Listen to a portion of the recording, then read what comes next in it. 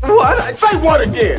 Say what again? I dare you. I double dare you. Say what one more time. What? RadioWhat.com. What's up, party people? It's Keys Dan with RadioWhat.com, DJLittleRock.com, coming to you live and in living color from the Radio What studios. And this is my podcast, What Makes You Famous? It's an extension of the RadioWhat.com internet radio station that I've been running for quite some time. And if you need DJ services, where do I tell you to go? DJLittleRock.com. Check availability and get a free price quote, and maybe you can have me at your next event. Wedding season is here. I have booking so many weddings, and I'm so excited to be playing for you. Yeah, you. Today on the program, I have Dapharoah69. That's D-A Pharaoh, as in, the kings of Egypt, and 69.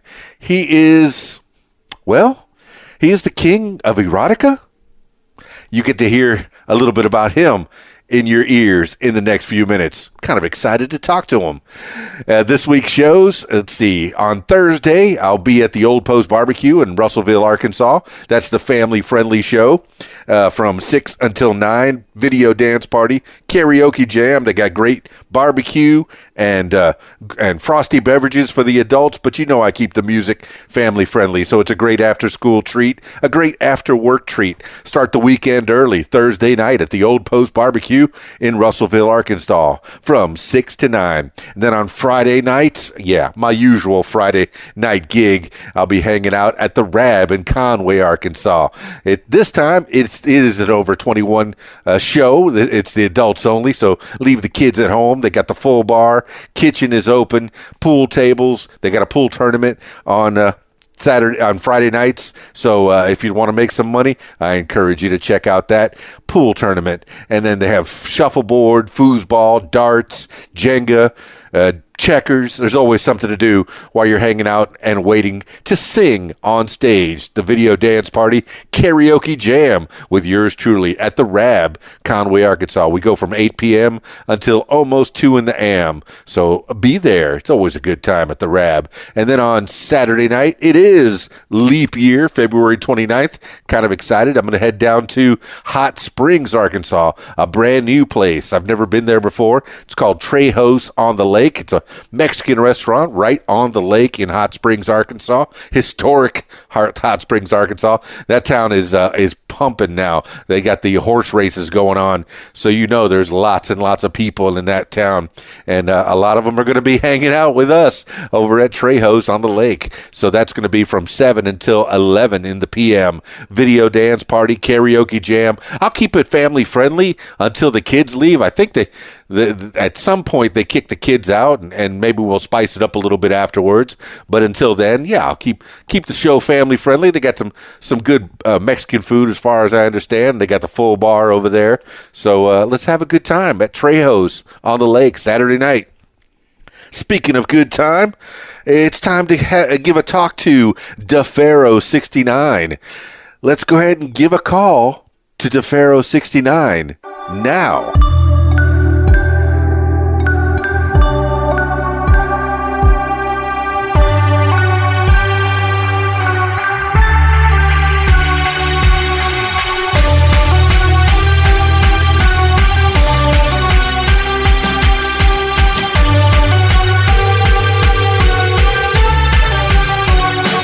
Hello?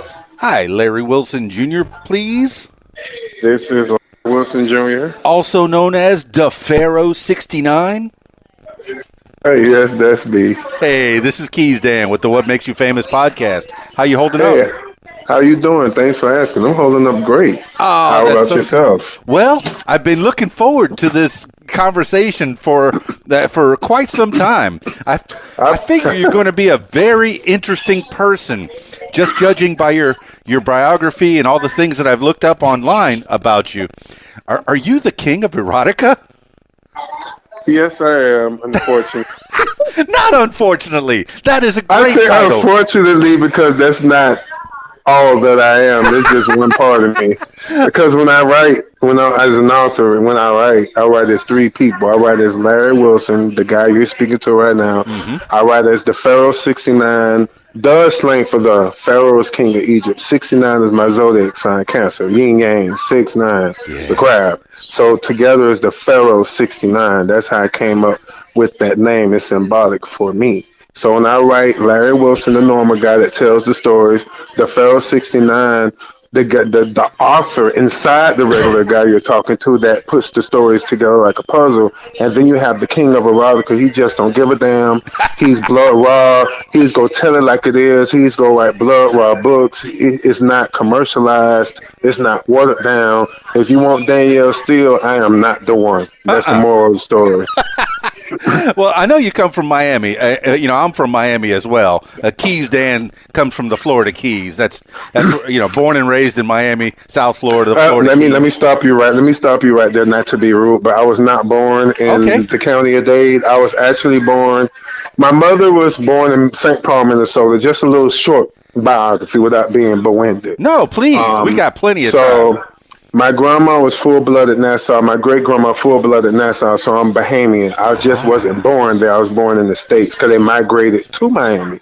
My mom was migrated to Miami with my grandma. She moved here when she met my granddad. He was in the Air Force 30 years. Long story short, when my mom was 15, my grandma passed away, so I never got to meet her. She died 2 years before I was born. So when she passed away, my mom was in Miami living with her mother. My grandfather, her father, was stationed in California at the time, so naturally the father sent for the daughter, and that's how my mom wound up in California and meet my dad, and the rest is history.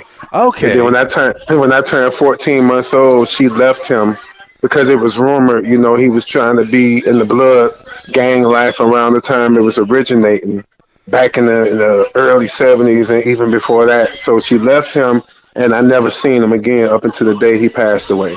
Oh my goodness! I was born in California at Cedars-Sinai Hospital, but I was raised in Miami, Florida, at a place called Goulds. It's one of the sub cities. I know it very well.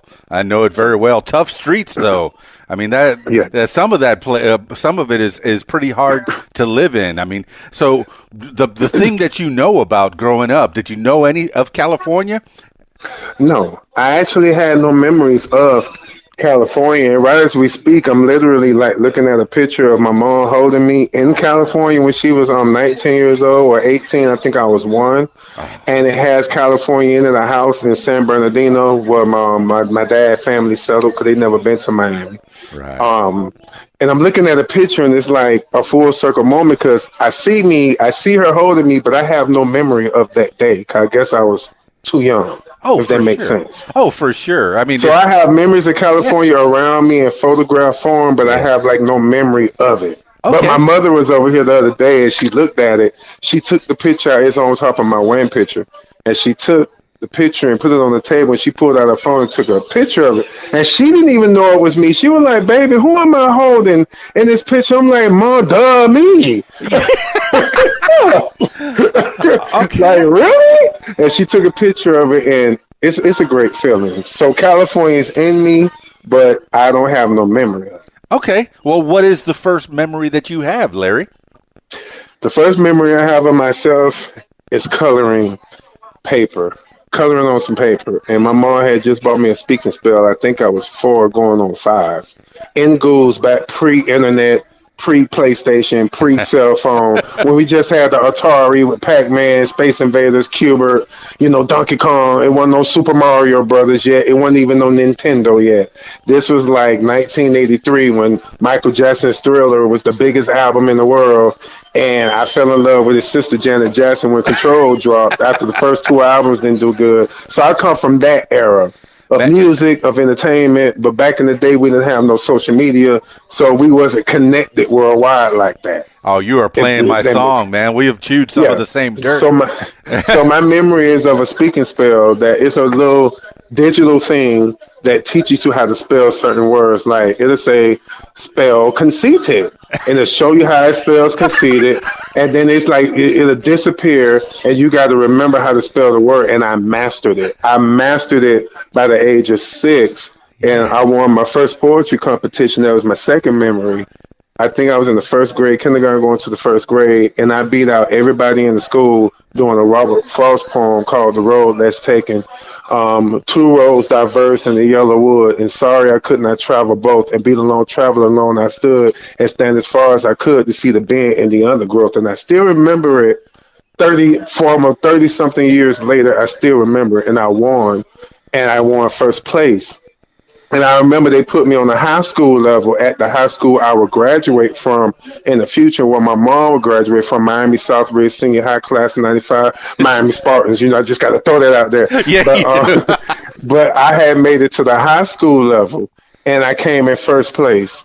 I beat out high school students at the age of 6. And I remember getting the trophy and the ribbon they gave me, and I remember throwing it in the garbage. Oh, Like I didn't take it home to my mom. I remember throwing it away. And the only reason why I threw it away is because I was awarded for reciting somebody else's work. oh, I felt like it wasn't my words. I felt like I didn't write it. I felt like I recited other people's words. And then winning that contest was like, okay, I'm winning off somebody else's work. Hold Larry on for 1 Wilson, second. Yes. Hold on for Dapharoah69. Yes. Hold on for 1 second. Love you, Uncle Baby. Mwah. I love you, sis. My family came to spend some time with me. I Y'all love be family. safe. I love Put on that your family seatbelts. came I to love you. y'all. Y'all call me. Hey, just tell give Mama I them love love from a stranger, Keys Dan. Oh, they heard you. They heard you. I got you on speaker. Okay, now you have my full divider. You already had my divided attention, but I'm a absolutely. family man. I'm the oldest uncle.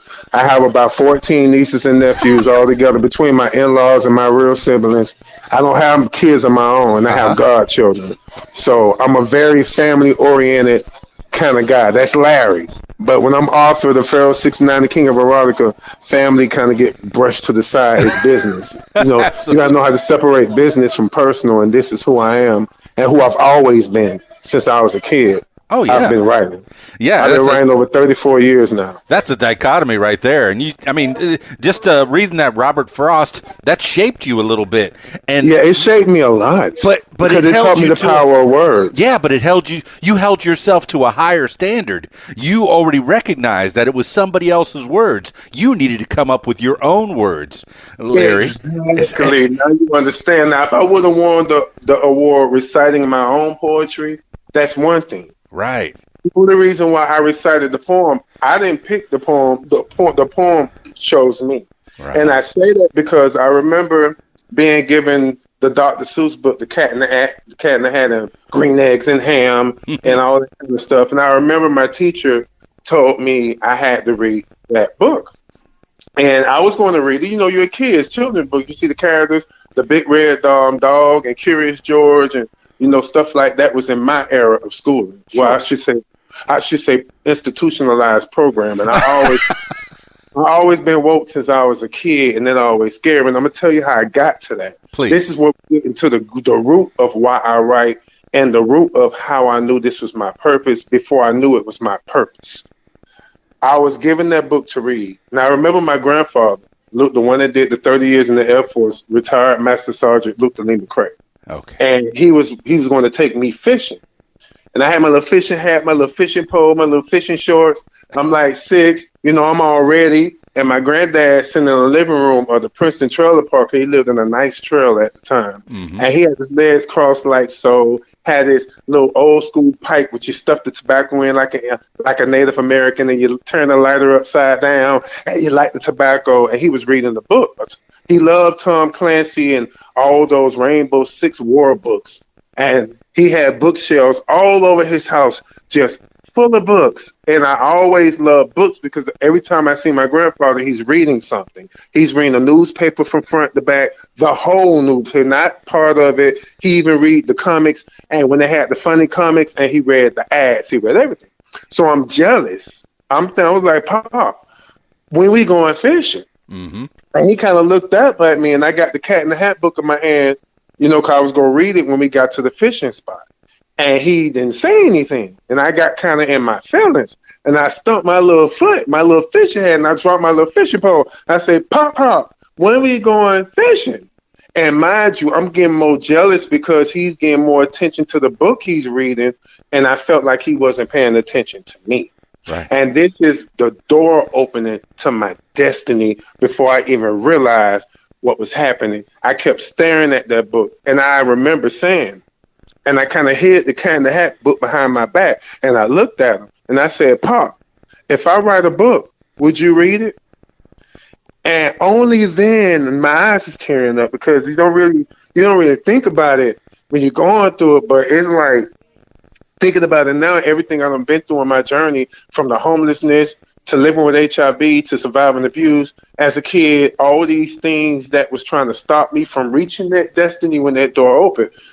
That's when he looked up at me. And he said, "What's that book in your hand, Smiley?" My nickname is Smiley. Don't tell nobody. No, nobody's listening. Don't worry about it. My tears up right now. Oh, and sweet. I said, "The Cat in the Hat." My teacher wanted me to read it, but you didn't answer my question, Pop. If I write a book, would you read it? And he took the Cat in the Hat. He snatched the book out of my hand. He flung Dr. Seuss so far across the living room, I think Dr. Seuss disappeared behind the couch. Oh. And he picked me up. He put me in his lap, and he introduced me to the world of National Geographic magazine. And he read it with me cover to cover. And I would read, and he subscribed to a Writer's Digest, Reader's Digest, and National Geographic. After I said those words, if I write a book, would you read it? And I would read every last National Geographic and save over 1,040 maps that came in them from the age of 6 to the age of 17. I read every last one of them, cover to cover. So I've never, as far as on the level of education with my peers, we were being taught we were slaves, but I always knew we were kings and queens in Nefertiti, because I was reading the National Geographic. It opened this whole new world, from ghouls, from women selling their bodies on the corner. You know, I have a memory. I was 7 years old. I was walking to school, and this is like and maybe in 1985 now, 1984, and I'm walking to Pineville Elementary, which is a magnet school now. Okay. Mysteriously, now I'm not there anymore. It's a magnet school now.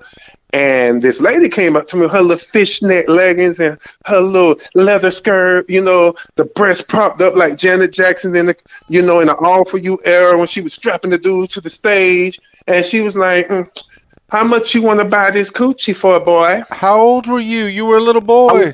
I was 7. Yeah, you were. Remember, it was no internet. It was no social media. And back in those days, you couldn't pay nobody white.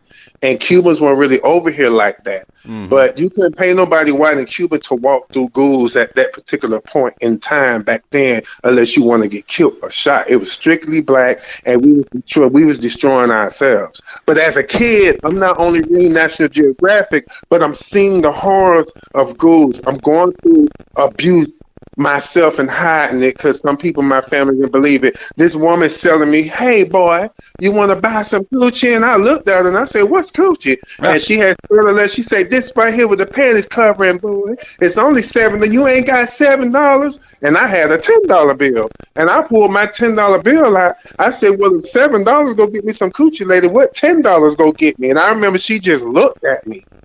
She froze. She looked at me, and she looked at me real strange, and I'm wiggling my $10. I'm like, "So what you gonna give me for $10? And she ran from me. And I'll never forget that for as long as I live. So I'm seeing it, and I'm reading it. So I'm reading the literature that's different from what they was teaching me in institutionalized conditioning when they got Queen Elizabeth, Ferdinand the Great, Napoleon, who crowned himself king behind the wall of his empire. It's all over our classrooms. The only white woman, remember, white people weren't in our neighborhood like that back then. The teacher is white. Her name was Miss Went. My first grade teacher, I'll never forget. I say, "Where are my people?" And I'm reading National Geographic, but I never told nobody. That was a secret I kept till my book started blowing up later on as an adult. I was being conditioned and seasoned by my grandfather for my destiny. And my bookstore, those same bookshelves he had when I was a kid, now my books are on those bookshelves now. So it's like another full circle moment. I used to stare at those bookshelves. One day I'm going to have books up there, and it happened. But Miss Went told us, "Boy, what are you talking about? Y'all were only slaves." That's Ferdinand. I said, "I don't want to know about no Ferdinand. I don't want to know about no Queen Elizabeth. Who is that lady anyway? Was it anybody look like me, black like me, a king and queen?" Right. And she told me, no, y'all were slaves. And they were put on the movie Roots. And I, to this day, never saw that movie. No matter what grade I was in, no matter what class they showed that movie in, I did not want to be reminded how y'all took my ancestors from their home and forced us over here. And now you're trying to force me to watch Roots as if this will explain my whole ethnicity on why I'm on this earth. So I got rolled up. They wrote a referral on me because I would not watch Roots. And my mother told her, if my son don't want to watch this movie, he don't have to. And the only reason why I don't is because I went to the library mad. I walked out of class and she kept trying to make me watch Roots. I left. I went to the library. And they got jealousy windows, dusty windows. You know them long windows, them little panel windows. You turn a little knob and there's like 9 different panels of windows open. You know, them old school windows. Oh, I remember those windows. Yeah, so I went into the library, and I'm looking for a book, because I ain't bringing my National Geographic with me, but I know I read something that we were a king, but I couldn't quite remember, because, you know, the ignorance of my age. I read it, but I remember things, but not fully. So I'm looking, and I tripped over my foot, and I fell, because my shoe wasn't tied. And I remember I tied my shoe, and I looked, and there was a book under the bookshelf, like somebody deliberately hid the book under the bookshelf, and they had a Kennington who was Nefertiti's husband on the cover.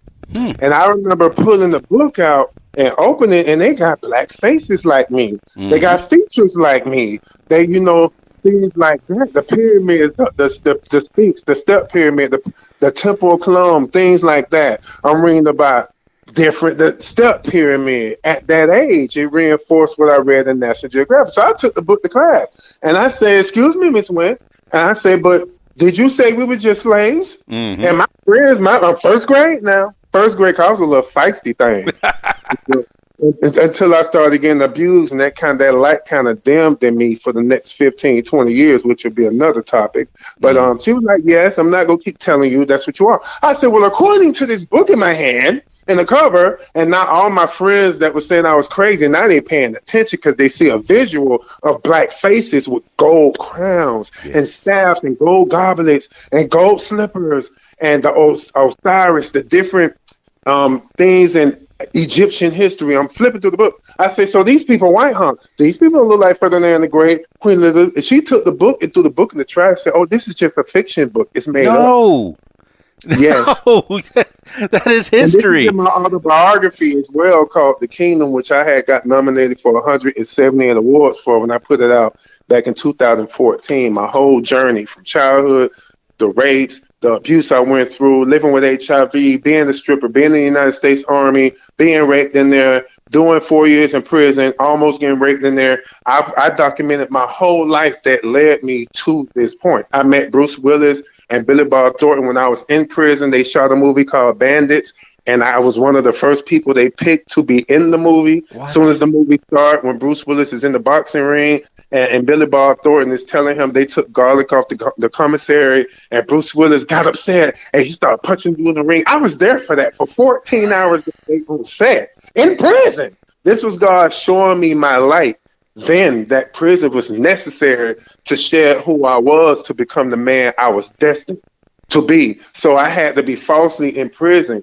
There's a lot of biblical figures that was falsely in prison that God still used for greater things. And I can say now, 500,000 books sold later through word of mouth, you know, winning the certificate of integrity from the New York State Senate in 2016 for all my achievements. A man that wrote his first book when he was homeless, as far as publishing. A man that wrote 65 books in 4 years in prison before I was released. I had a whole library of an arsenal, and I still have it almost 20 years later up in my room. Books I haven't even released yet.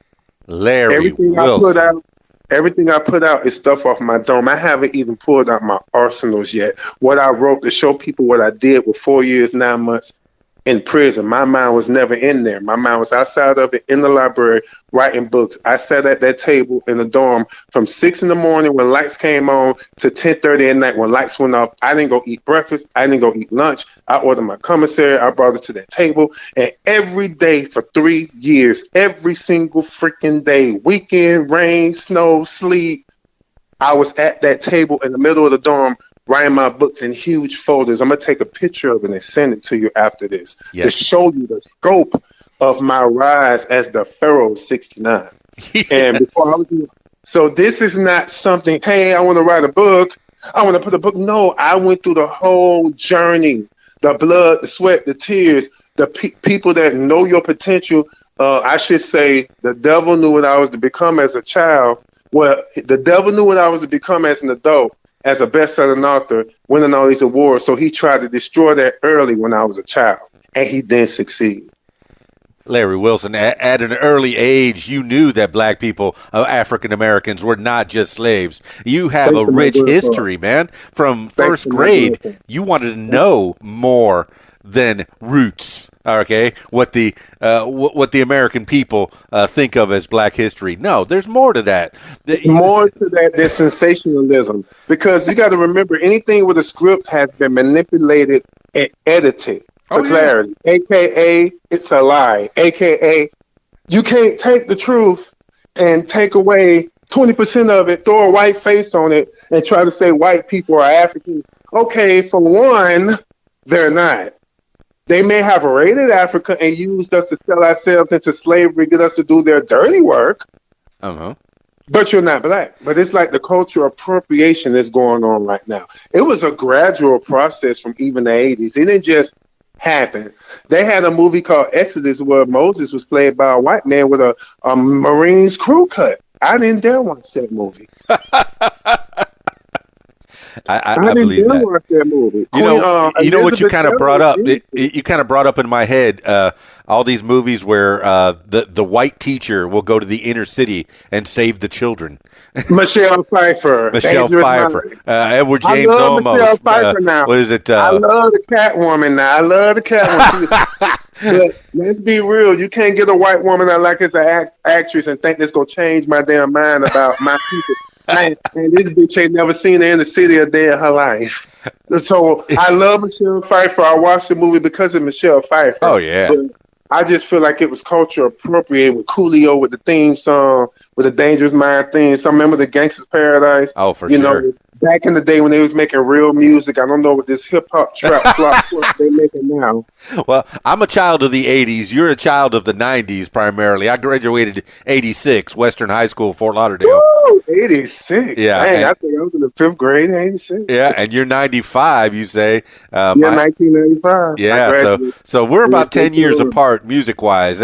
You're living in Biggie, Tupac, Snoop Dogg. Let me get you together right quick. Go ahead, please. Let me get you together right quick, Missy. You think you know my musical? And then you said Michael Jackson. You did 1983. No, not even Michael. And Janet. I'll be right there again. You forgot my mother is black.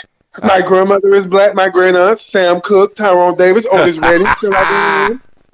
Do not dare try me with no Michael Jackson. Jackie Wilson, who we studied. Oh, you better believe it. Should I go on? With Sam Cooke, only you see me, only you. You want me to sing another one? Twisting the night away. My mom played. Sending chills up my spine, Larry Wilson. As my childhood, my mother played those albums, Gladys Knight, Midnight Train to Georgia, and then went to Love Overboard, Love Overboard. My musical taste is a little deeper than you think. Oh, no, you've had a good musical education, I can tell. Your mama raised you right. Thanks to my mother. Driving me crazy with those Denise Williams. Silly of me. If I heard that song one more time as a kid, I swear I was going to destroy that album, man. This is what karma is called. When I said that, back in the day, vinyls was the big thing. Oh, for sure. The vinyl records. My mom used to hang hers up with sewing needles of Sugar Hill Gang. Oh, my God. I'm thinking about things I ain't thought about in over almost 40 years. That's what we're here for. And I still remember it vividly as if I'm standing in the living room as a kid. I'm looking at Denise Williams hanging on the wall. Sugar Hill Gang with sewing needles that you use with the needle and thread. She used to hang them up with that. Right after I said that about Denise Williams, 2 days later, I'm playing with the record. I'm like, ooh, she kind of pretty when I'm discovering what pretty is. And the sewing needle, some kind of way got into my right hand all the way, and they had to rush me to the hospital before the needle pretty much destroyed my heart. So it was like, ooh, I can't put in the words. I have the scar right now still on my hand. I'm staring at it as I talk to you. And I remember they took me to Miami Children's Hospital, and there was this beautiful doctor, this white man. He had to be about 80 something. I would never forget him as long as I live, and I never got to get his name. But when he came into the room, he said, "How you gonna be a writer with a needle in your hand?" And I looked at this white dude like, "How the hell you know I write?" Right. How did he know that? And I looked at my grandpa, because then my mom and everybody panicking, and I called my grandpa. I was like, "Did y'all tell him?" Because the only person that knew I was writing was nobody. All I told my grandfather was if I wrote a book, and he gave me National Geographic. I didn't tell him that I started immediately with the speak and spell. I will win every spelling bee, but I didn't want to go national. I just wanted to do it on the high school level. I didn't want none of that extra stuff. I never got a B ever. From every grade, from kindergarten to 12th grade, I aced every spelling test and never got one wrong. Go get him, Larry Wilson. Oh, man. So, yeah, you started writing as a way to get into your grandfather's heart, partially because you wanted some attention. I see some of the kids right now doing the same thing because, their parents are on their phones playing on Facebook, and the kids are getting ignored. Maybe the kids want to be a phone. It's funny you say that because my niece just left. She's 8. Her name is Kamala Ayeli Hutchinson. Yeah. And she come over. She was like, "We're going to Uncle Larry." Come over, Uncle Larry. So my sister bring her to see me, and she had the tablet. And there was a comment made, "Oh, these kids are more advanced than us. He's 2, 3 years old, know how to work the tablet better than me." I said, "You know why? Because my speaking spell back pre-internet days is like the phones and the tablets is like their speaking spell. They are advanced because they got the internet. We didn't have the internet in our era because if we did, we would have been just as smart as the kids today.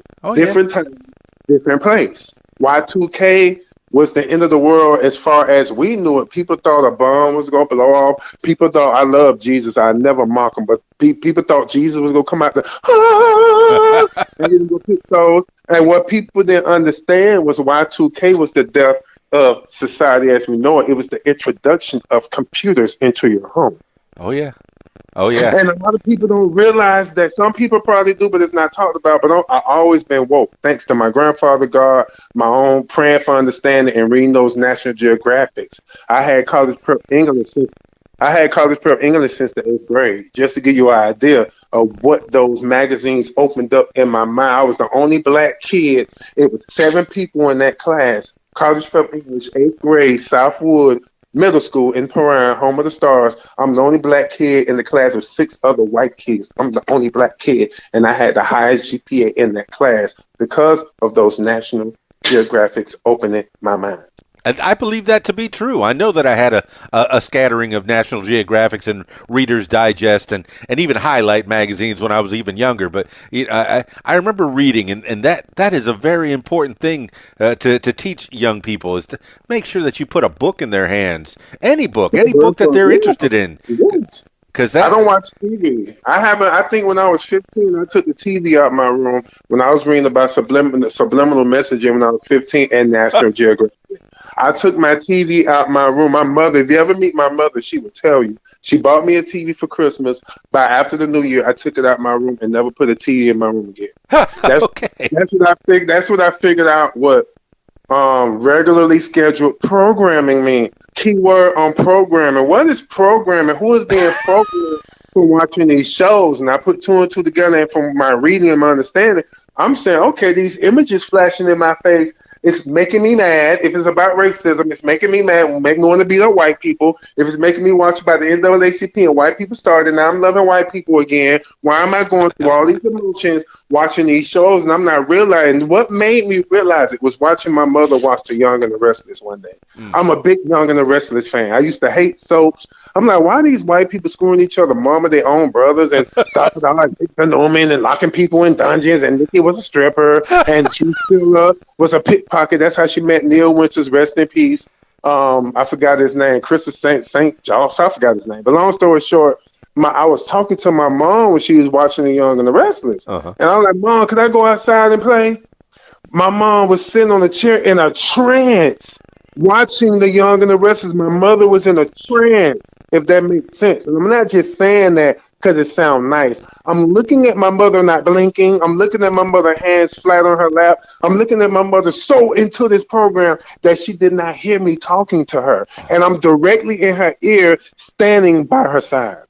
And I say, Mom, and I touch her shoulder. You don't hear me? Mom, could I go outside and play the ball with my friends? She still, come on, Nikki, slap that hoe. Sheila evil. Yeah, she done kidnapped your baby. Lauren Fenmore being poisoned with poison in the necklace. But she in a trance as she's saying this. But she didn't hear a word I said about going outside playing with the ball. So I tapped her again, and my mother snapped out of it. She was like, huh, baby, huh, you say something, baby? And she started blinking. My mother didn't blink for 15 whole minutes, and that's what made me take my TV out my room. You are bringing back memories for me, because I remember, something about Luke and Laura and people talking about it like it was real. And people talking about JR getting shot and went, oh, my goodness, somebody got shot. What happened? The actors in restaurants in real life, people sending them death threats. I'm going to kill you, Sheila. You stole that baby out the hospital. And that's just a character. It was the actor. It was the actor. No. But that's the result of regularly scheduled programming. It turns you into a demon of its own design. Oh my goodness, that's right. They sucked you right in, and soaps were it was for the masses. I mean, all the housewives that were home, that was what they watched. That was their entertainment. Was the #1 show. I think Young and the Restless was the #1 show for 35 years in April. Wow. You are so right. My goodness, Larry Wilson, you're bringing up stuff that I hadn't even thought about in a long time. Shoot. So, all right, you grew up. You were excelling in school and writing. And what did you end up writing? And what did your grandfather actually read? Did he read anything that you wrote? My grandfather called himself read my erotica books. And he called himself. He said, "Grandson, I know I opened that door for you to be a writer as a kid, but the stuff you ran about, grandson, I had to put that down. I don't think I could read that, but your grandma's best friend Dorothy took them all home to read them with her nasty stuff." And when I seen Dorothy, she was like, "Boy, oh my God, you made me think about my college days. Oh my God, oh my God." And it's like my biggest fans are Black women. Yeah. As a bisexual author, it's like Black women are attracted to my stories because I tell it like it is. To give you an example, I wrote a book called Some Men Wear Panties. And I opened the book, and I got to edit it because my little god baby just walked to the door, and we was talking. My godson is here. His birthday is coming up. His name is Noel. Oh, we call him Caveman. He won the state, championship for football, the Beast. That's my baby. He's here, so I got to edit where I just realized he's here. And he's a minor, so I got to edit my conversation, but I'm not going to edit. Well, I noticed I already added you as a friend on Facebook, and I saw that you have a kind of a little photo shoot of men wearing panties there. Yeah, that was taken.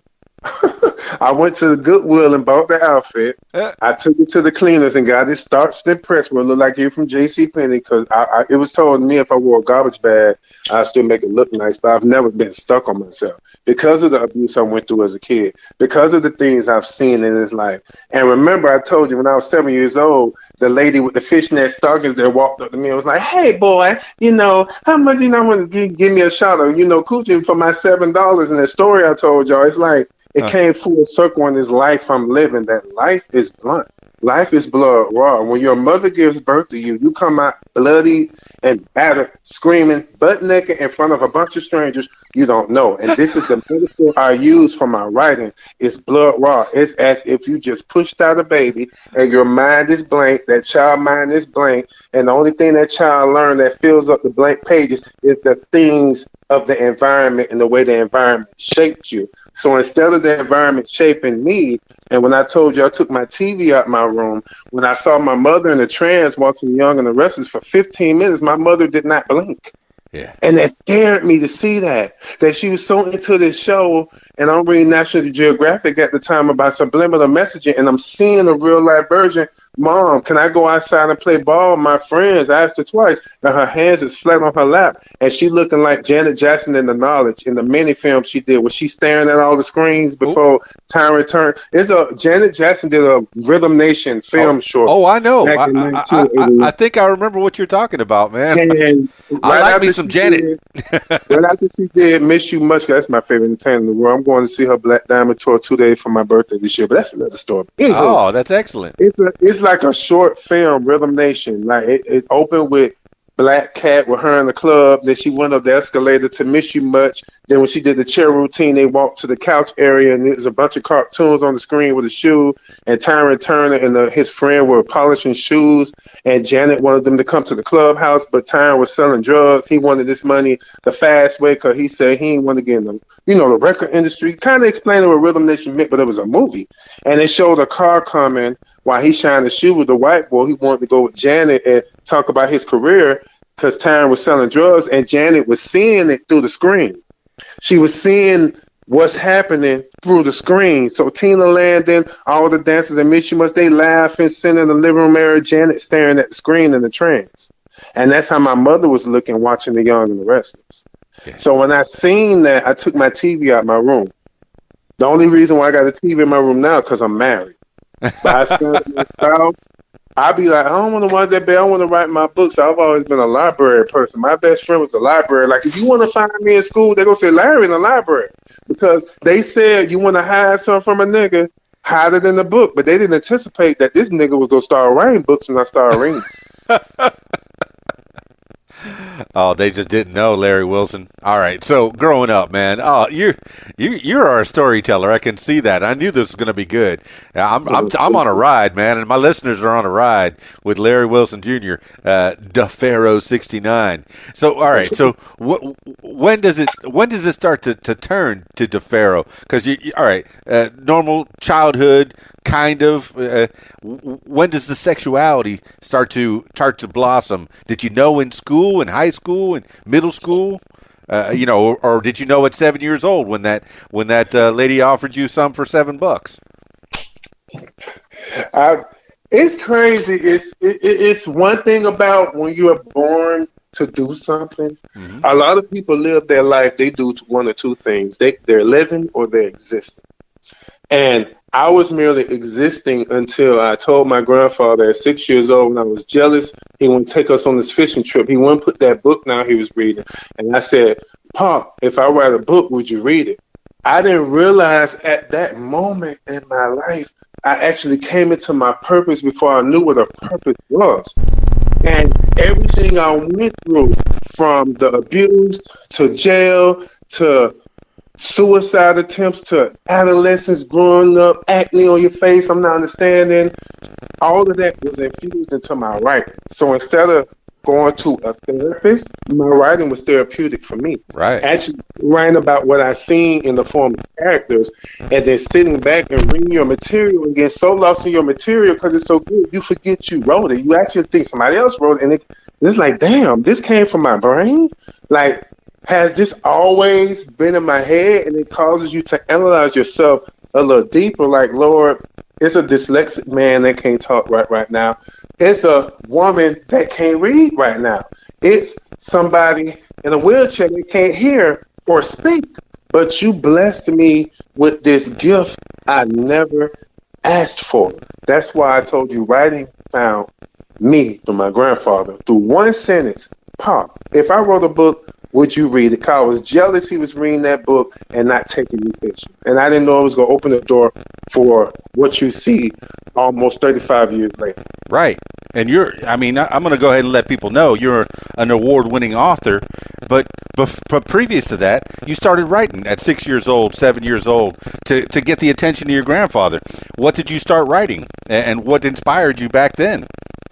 See, I didn't write to get my grandfather's attention. Because remember, when I started writing, I didn't tell nobody I actually started. That was my secret. Right. I danced. I taught myself how to dance, and I won over 45 first place awards in dancing. I danced just as good as I write. I'm talking about street, modern, jazz.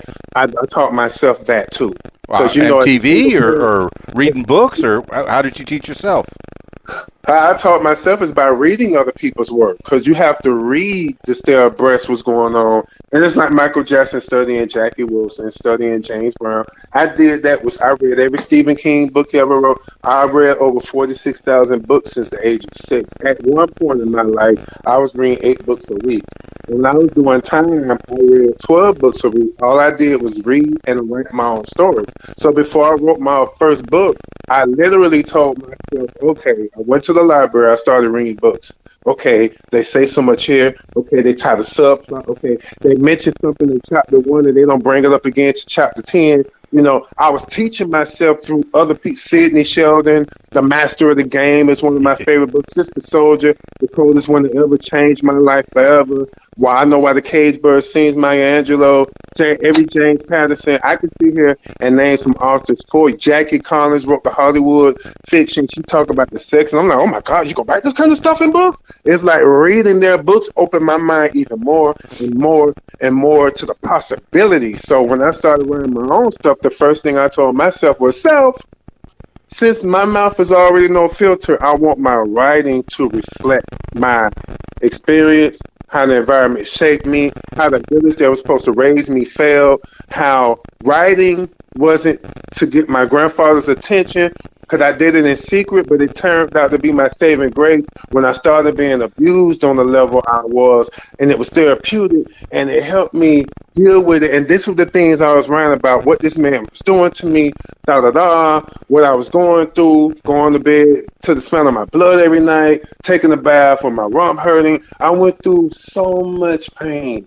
And if it wasn't for the writing, I think I would have killed myself as a child. That writing literally found me and saved my life. That's why I'm so passionate. So since I wrote my first book, from before jail in Africa, remember I wrote about almost 65 to 70 books before I was released. I came out of prison with manuscripts I still have upstairs in the office. Right. But I wrote over 340 books in the past 20 years I haven't released yet. So if God forbid if I die tonight, my husband, John, and my mother can put out 9 books a year for the next 70 years and still have books left over. Because I don't wrote too much stuff. I mean, Prince, rest his soul, he has so much stuff that's not released. I hope one day it comes out.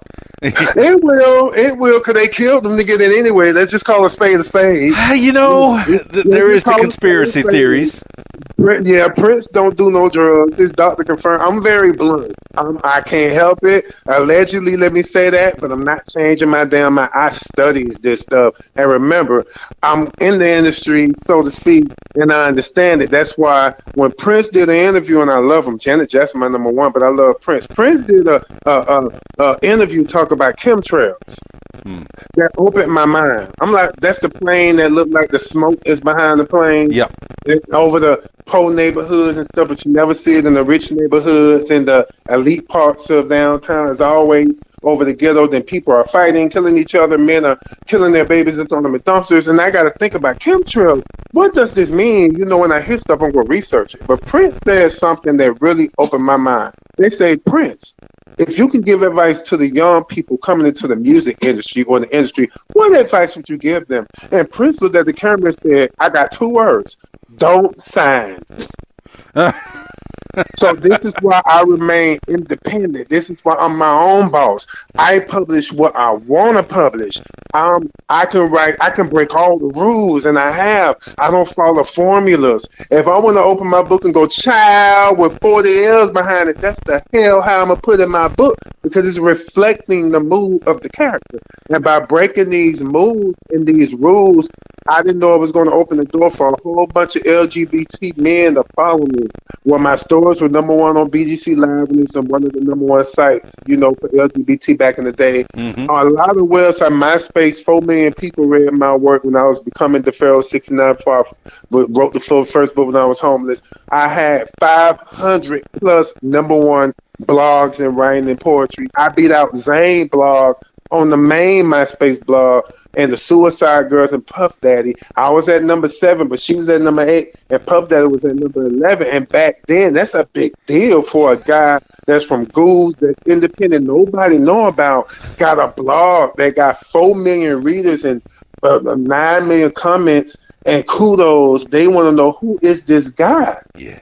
So me get to this point, I got in the ring.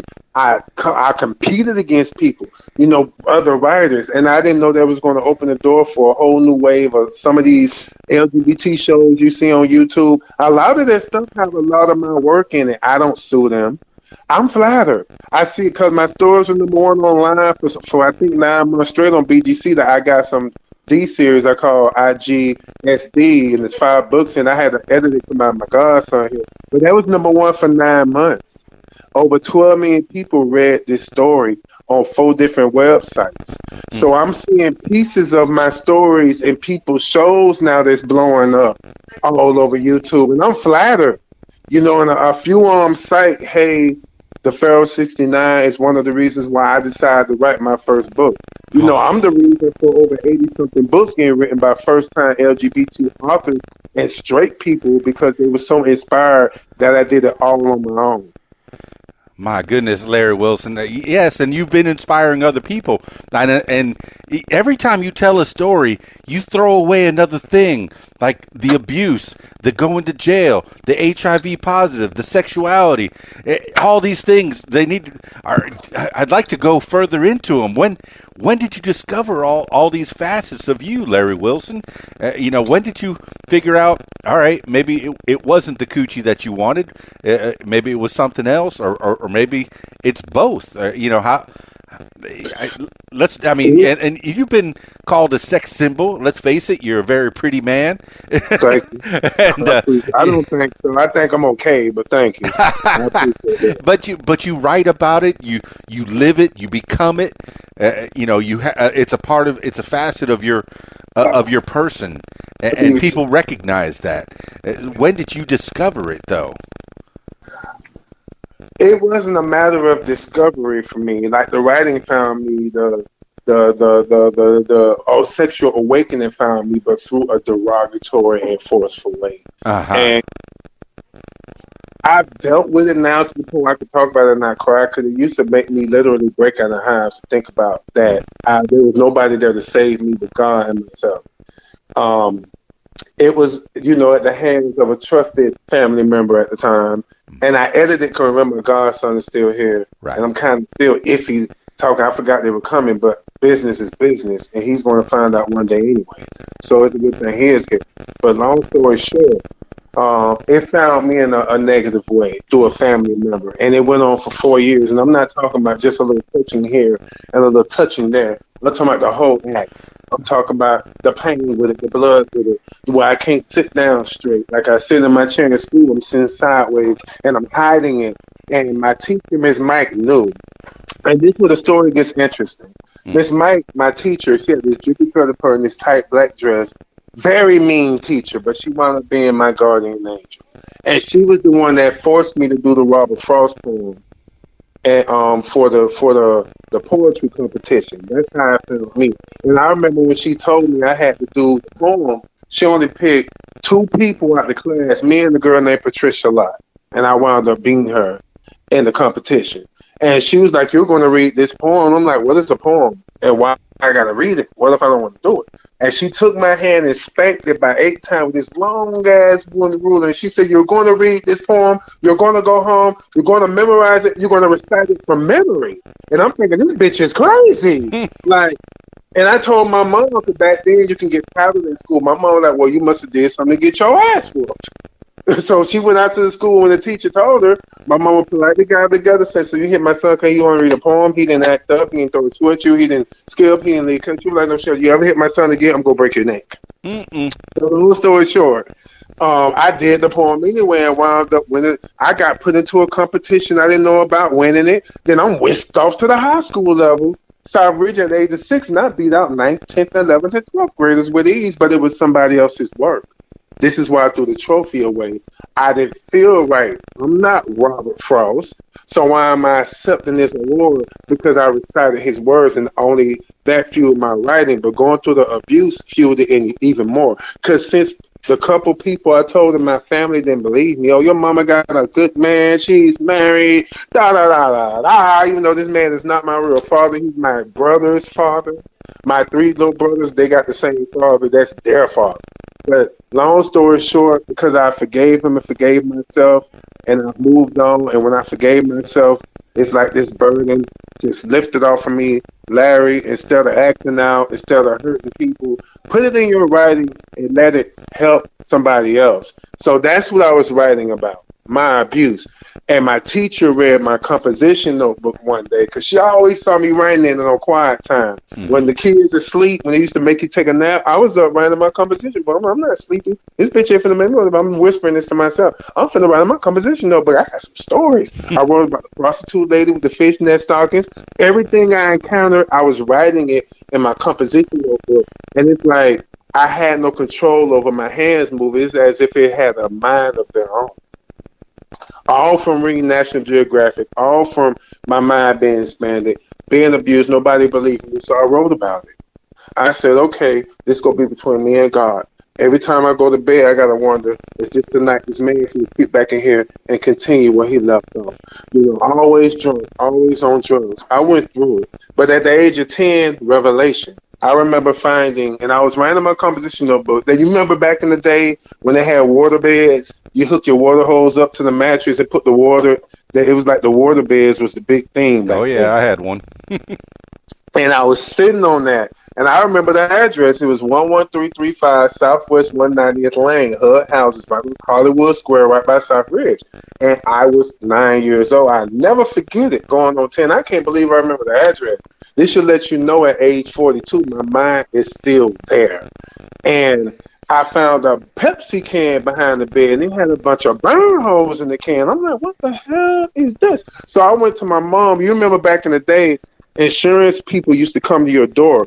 Your mom would put the money in the manila envelope. She'd be like, baby, when the insurance man comes to the door, you give him this envelope. This is for our medical insurance. This is before the computer internet days, where the insurance people actually came to your door, where you didn't need PIP or full coverage to drive your car. All you needed was a car and a driver's license back in the 80s, and you get on the road. That's before these greedy insurance companies and stuff found out a way to monetize on us. But anywho, I kind of remember that in Hialeah. And I said, Mom, why this Pepsi can got burn holes in it? And she said, let me see that can. And I gave it to her. And she said, I know this mother effer ain't doing crack in my house around my children. Mm-hmm. So she packed all his stuff in garbage bags, and I'm helping her. I'm like, okay, this man can't touch me no more. This man getting out of the house. I'm happy. I'm saying all this in silence because my mama don't know what I was going through, because this man said one thing I didn't play with. If you tell her I'm going to kill you, and I'm going to kill her. And I didn't play with that. Mm-mm. I didn't play with that because I didn't want to open my mouth, which I did, and my cousin didn't believe me, but thank God it didn't get back to him. But if something would have happened to my mother, I would have had to live with that for the rest of my life. And I was not willing to jeopardize my mother's life because she was so happy with him. But she had no idea what I was being put through until he started the drugs. And she was like, this is why my insurance money been disappearing out this envelope. Because insurance, every time I get an insurance man, the envelope, 4 times in a row, no money was in it. Mm-hmm. And I'm like, Mom, why would you give me an envelope with no money? This before I found the can with the burn holes in it. And I'm like, why would you give me an envelope with no money? And I gave it to this white man. He was like, ain't no money in here. I'm like, where is the money, Mom? 4 different times. So she was like, somebody's stealing my money. But we had company coming over. We didn't know, so my mama stopped people coming over to the house to see the money disappear. When it still disappeared, she didn't know. She thought maybe it was one of us. I'm like, Mom, what we gonna do with hundreds of dollars and we're kids? What we gonna do with this money, Mom? You know it's not us. But when I found that can with the burn holes in it, they told her this mother effer stealing my insurance money for my kids' health and mine and doping it up. So she packed all this stuff back. She had a blue Mazda hatchback, 1986. My brother was a few months old, who's in the Air Force right now, who's married with a son. He's 30-some years old now. I'm very proud of him. Yeah. But he was a newborn baby then. And we packed this stuff. She went across the tracks, a place in Goose where the juke joints. And when Goose was first established back in 1901, it was through railroads and commerce and goods from other places coming through. And it was just juke joints and stuff. That's how Goose was founded and developed. I know the whole history. I've studied it. So she went across the tracks and threw the bags out the car. You want to do drugs around my effing kids? Get out my house. I told you I forgive you for anything. But if you F my children and you do drugs around my children, I'm going to throw your ass out my house. And all his friends around. It's Friday night. This man got his check. He didn't come home to pay no bills. He went across the track to hang out with his boys. And that's when my mama threw his shit at. Since you want to be out here with your boys and not bring that money home to help me raise your children, and I'm thinking in my head, hey, you can't touch me no more. I'm selling out with her. Like, I'm behind her like, yeah, you can't touch me no more, nigga. But I was thinking it in my head. But that was my saving grace. I didn't know that can with the burn hose in it was an indirect angel to get that demon out of our house. Uh-huh. So that's what writing is for me.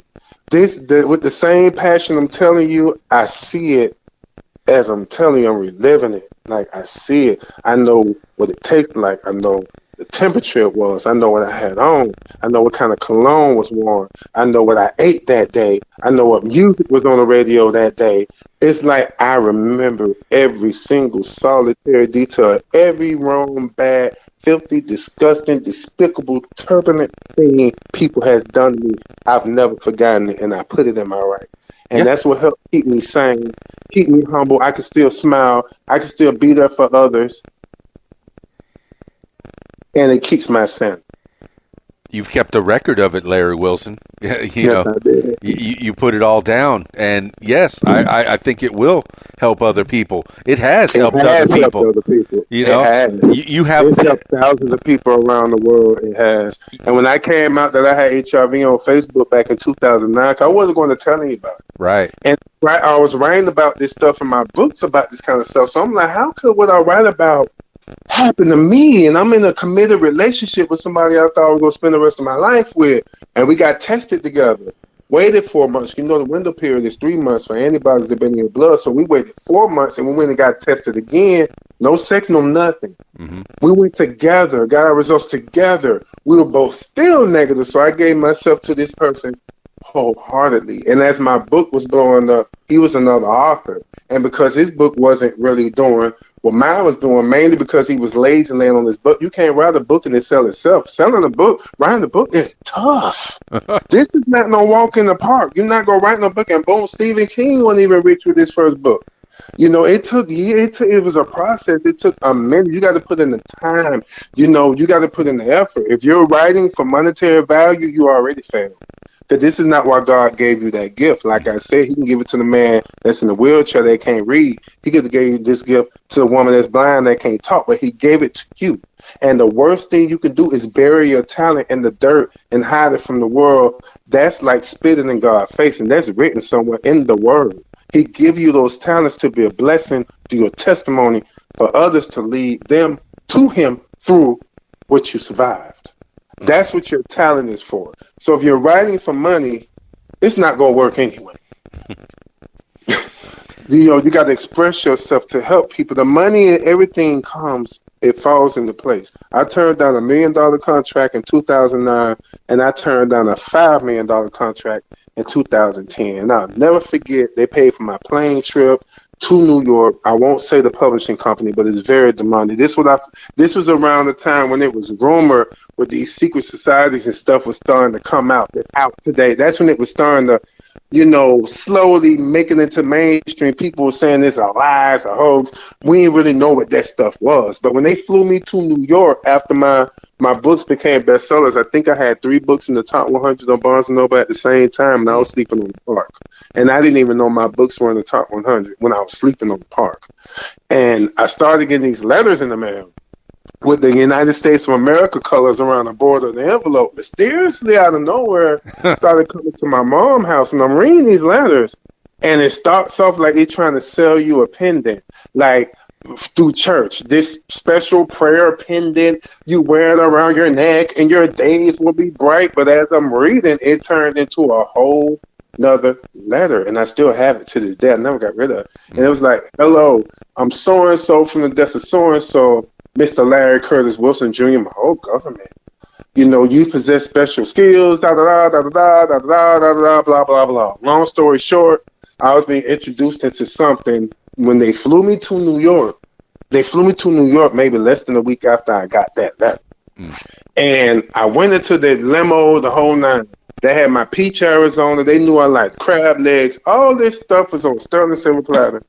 Because this independent guy from Goose done sold 70,000 books with no marketer, with no marketing team, with no publisher, selling it out my book bag, out my car I had at the time, walking on the beach by foot, paying for my own printer, paying for my own paper, stapling it, stuff like that at Staples, and selling my books. I sold 500,000 books through that.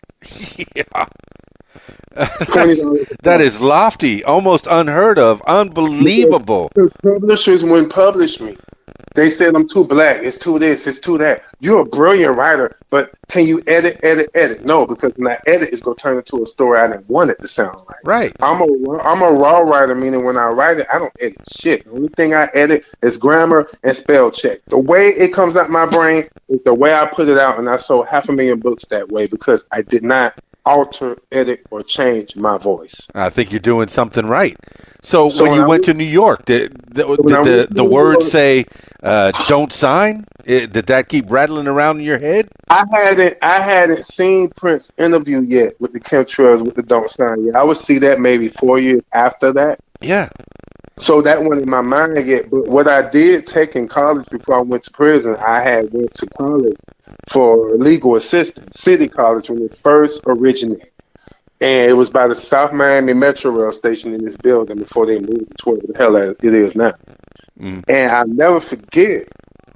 And it's weird.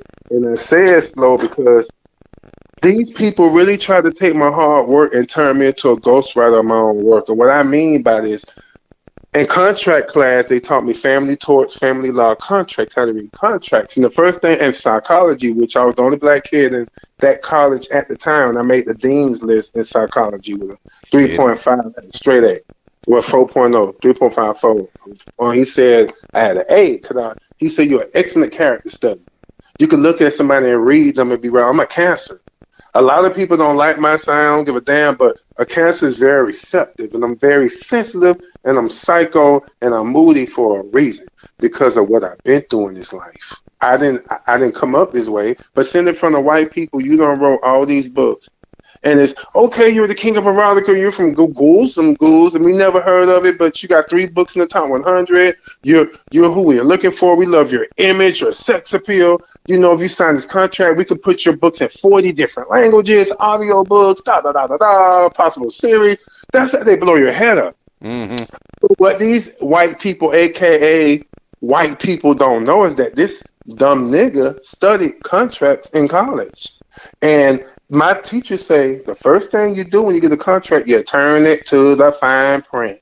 Don't never read it through because they're going to butter you up. They're going to blow smoke up your ass. And like TLC, like Tony Bragg saying, oh, I'm just saying, and bought TLC them raggedy ass cars, but L.A. Reid and Peppers done ran off for their money and they done went diamond with Crazy Sexy Cool, but they broke as a joke. I was not about to be that dumb. I learned through their example. So I turned to the fine print.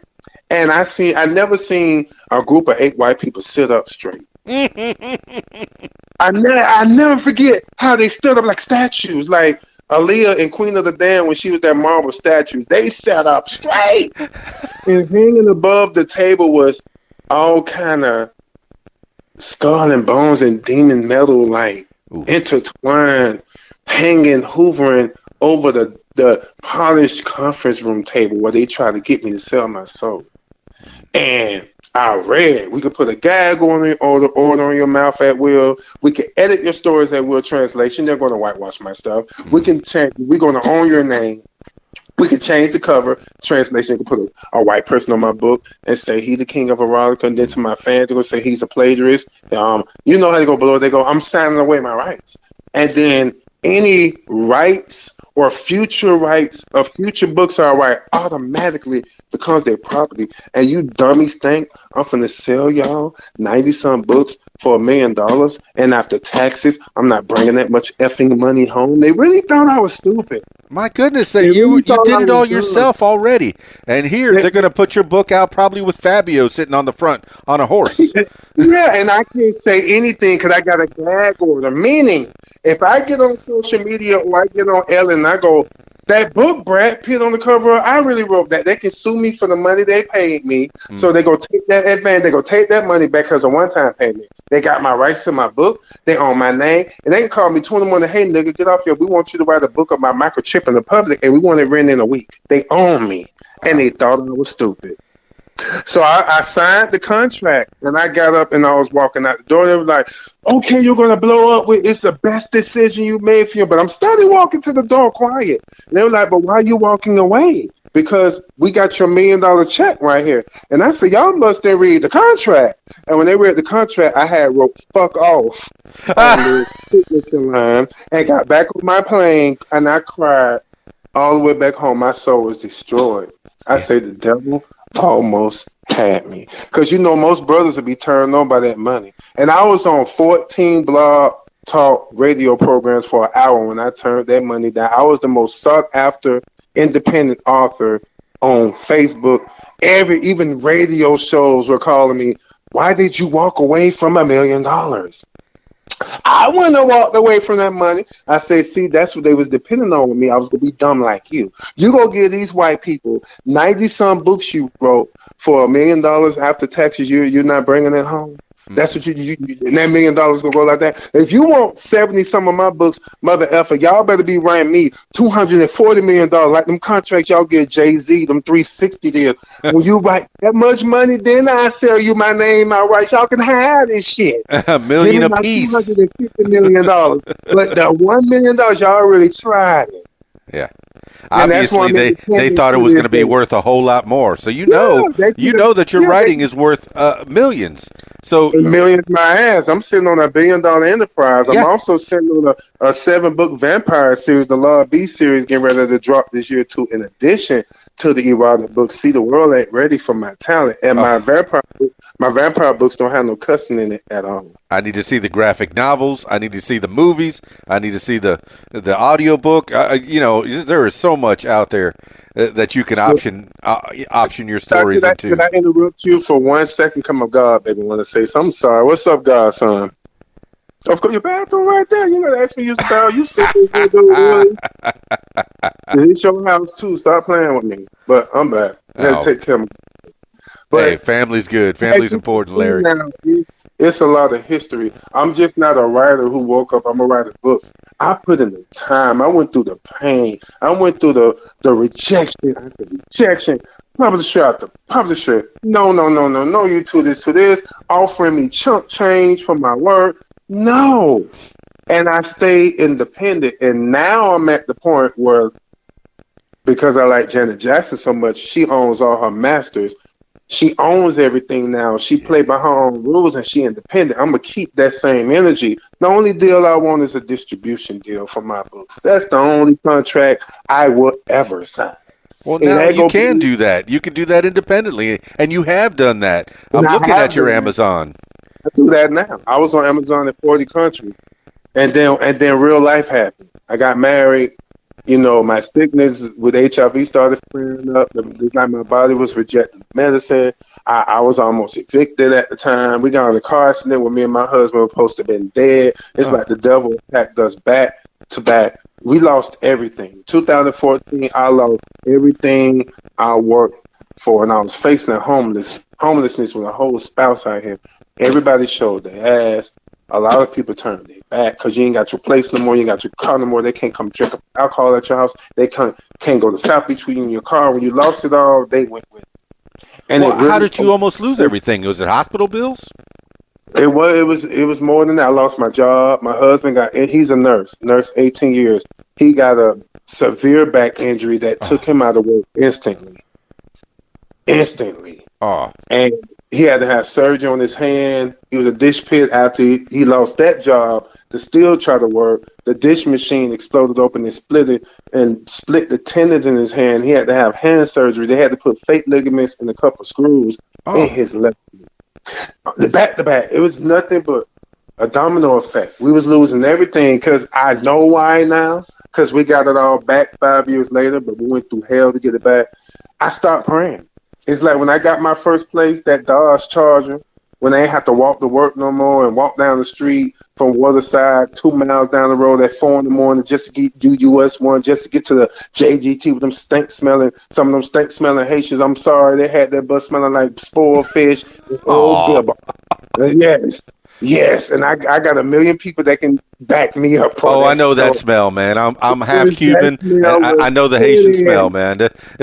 Lots of food on 8th Street. I used to spray a whole bottle of air freshener. Like, let me help y'all out because this is really for these grown. We don't believe in deodorant. Well, let me buy you some for Christmas and introduce you to Old Spice because it smells like old rice and it's not a good thing.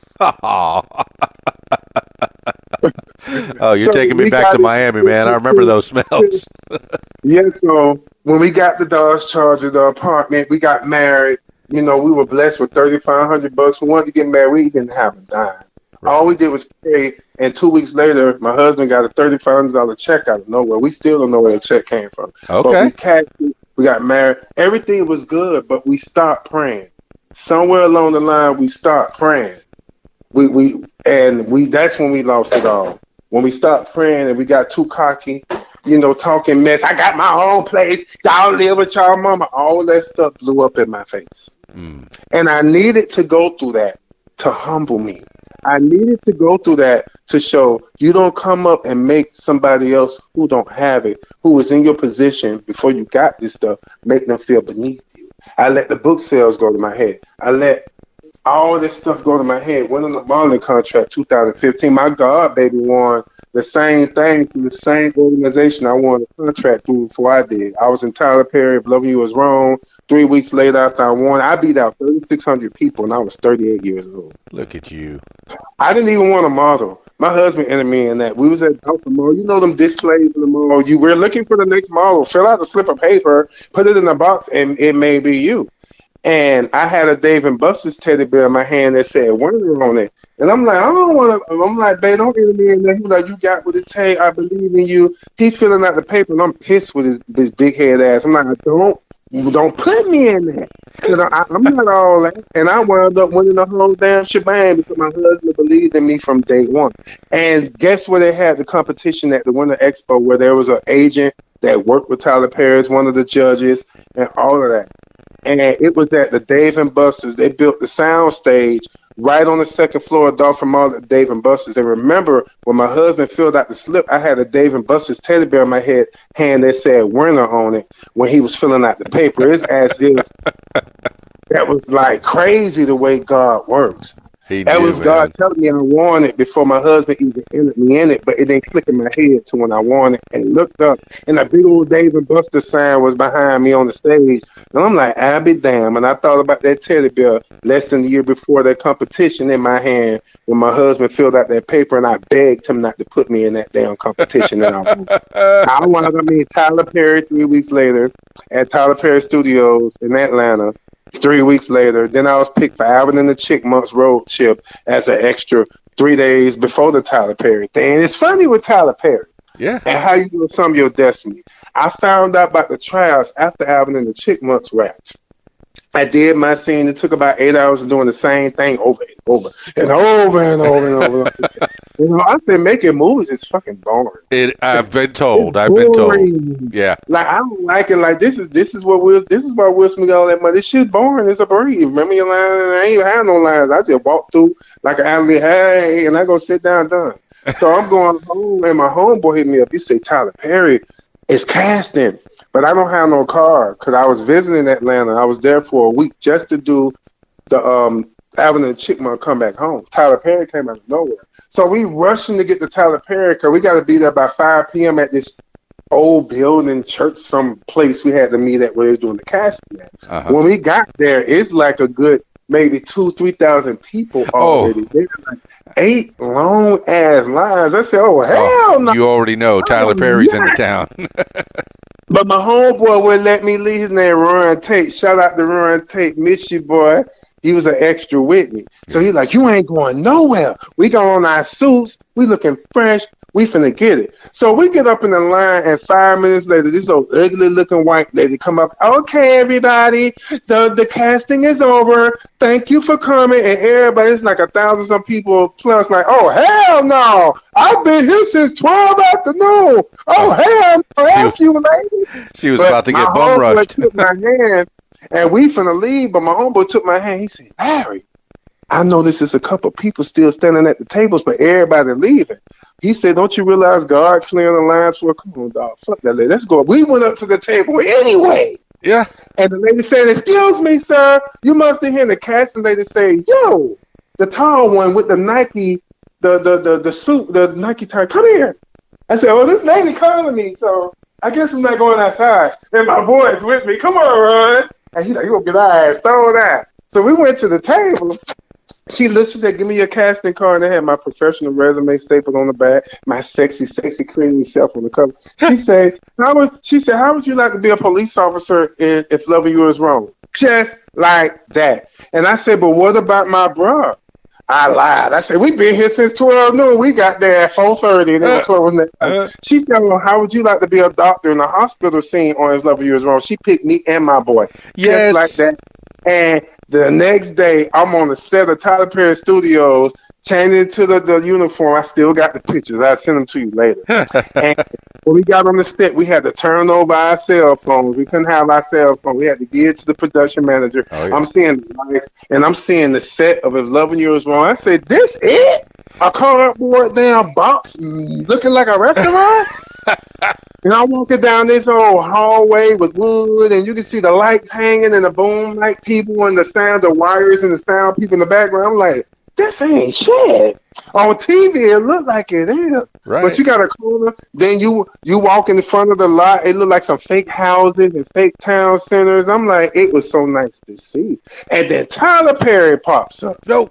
And I get real quiet, because we the same damn height. They say he's 6'6", but I'm 6'5". And when we in the line with the police uniforms on, he walking up very regularly. I'm looking at his ass, he looking at me, and so we're looking at me. But hey, I'm saying it in my head though. I want to have a groupie moment, but I'm in professional mode. I'm like, right. He's looking at me, he know I'm alive. Then his eyes move, he looking at everybody. So next thing I know, 10 minutes later, the production manager comes right up to me. He said, "You." I said, "What the hell did I do?" Everybody busted out laughing. "Mr. Tyler Perry wants you to, with your police uniform, with your walkie-talkie, to walk through." So as I think it's season 2, episode 1 or 1 on, I'm going to find out what it is. Soon as the show come on, you see my big head ass in a police uniform walking past the detective dude in his little jacket and his suit talking to the front. I said, "It's me."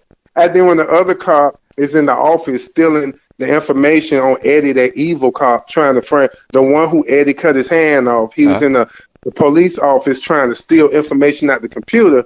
And they had me walking past the door when he's stealing, and it's on the show. Like, you can see my head, my face, my body. I said, "What the hell?" I didn't have to talk because that was enough for me. Oh, now I got to see that series. A boy from Ghouls win a modeling contract in a show I didn't even want to be in. My husband believed in me, and then less than a few weeks later, I'm on the set with Tyler Perry.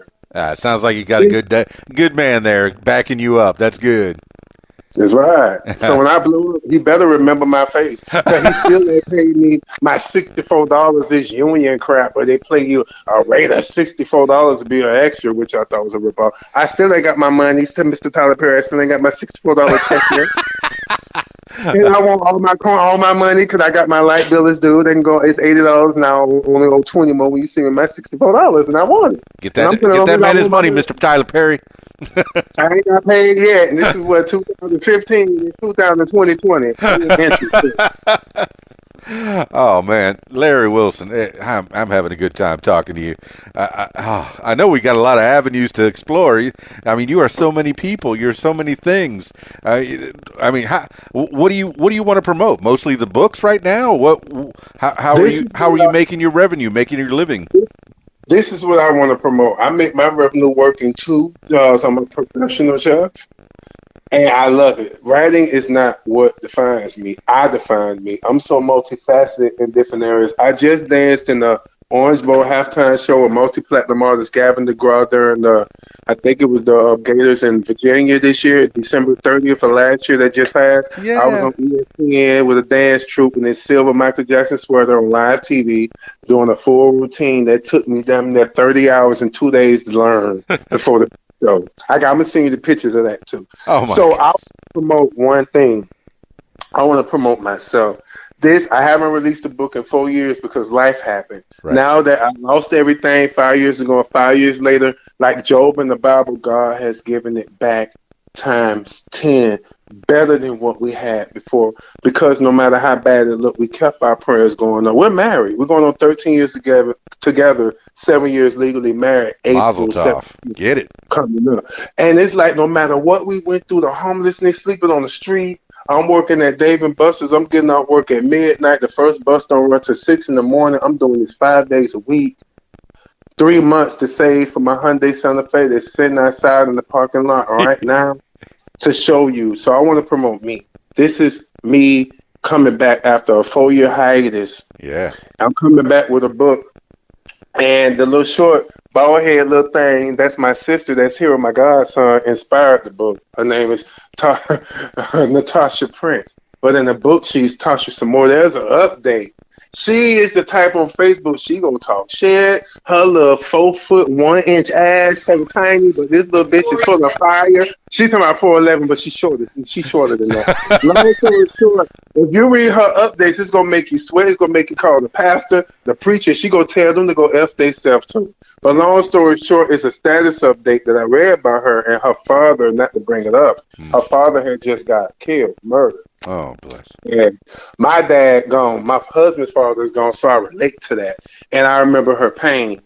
And I took that status and I wanted to write a book, which I've never done for nobody, to kind of be like my love letter to her, to kind of soften her loss, if that makes sense. Mm-hmm. You know, to kind of let her mind escape that by writing a book that was inspired by her update. Because this girl, if I give you her name, you go to her page, you probably can interview her. She's crazy. And, she's an amazing author herself and don't realize it. I'll be happy to hear her story. Inspired, oh yeah, she has a hell of a one. And why she made me her son's godfather with my past. It's a lot. But long story short, I took one of her updates and I crafted a whole book. It's called Diary of a Baldhead Bitch. And it's 3 books in the series. It's done. It's completed. And that's what I want to promote. It's coming out. I don't want to give it no release date yet because I don't have to put pressure on myself. It's done. It's completed. Right. But I'm a perfectionist. I don't just write my book.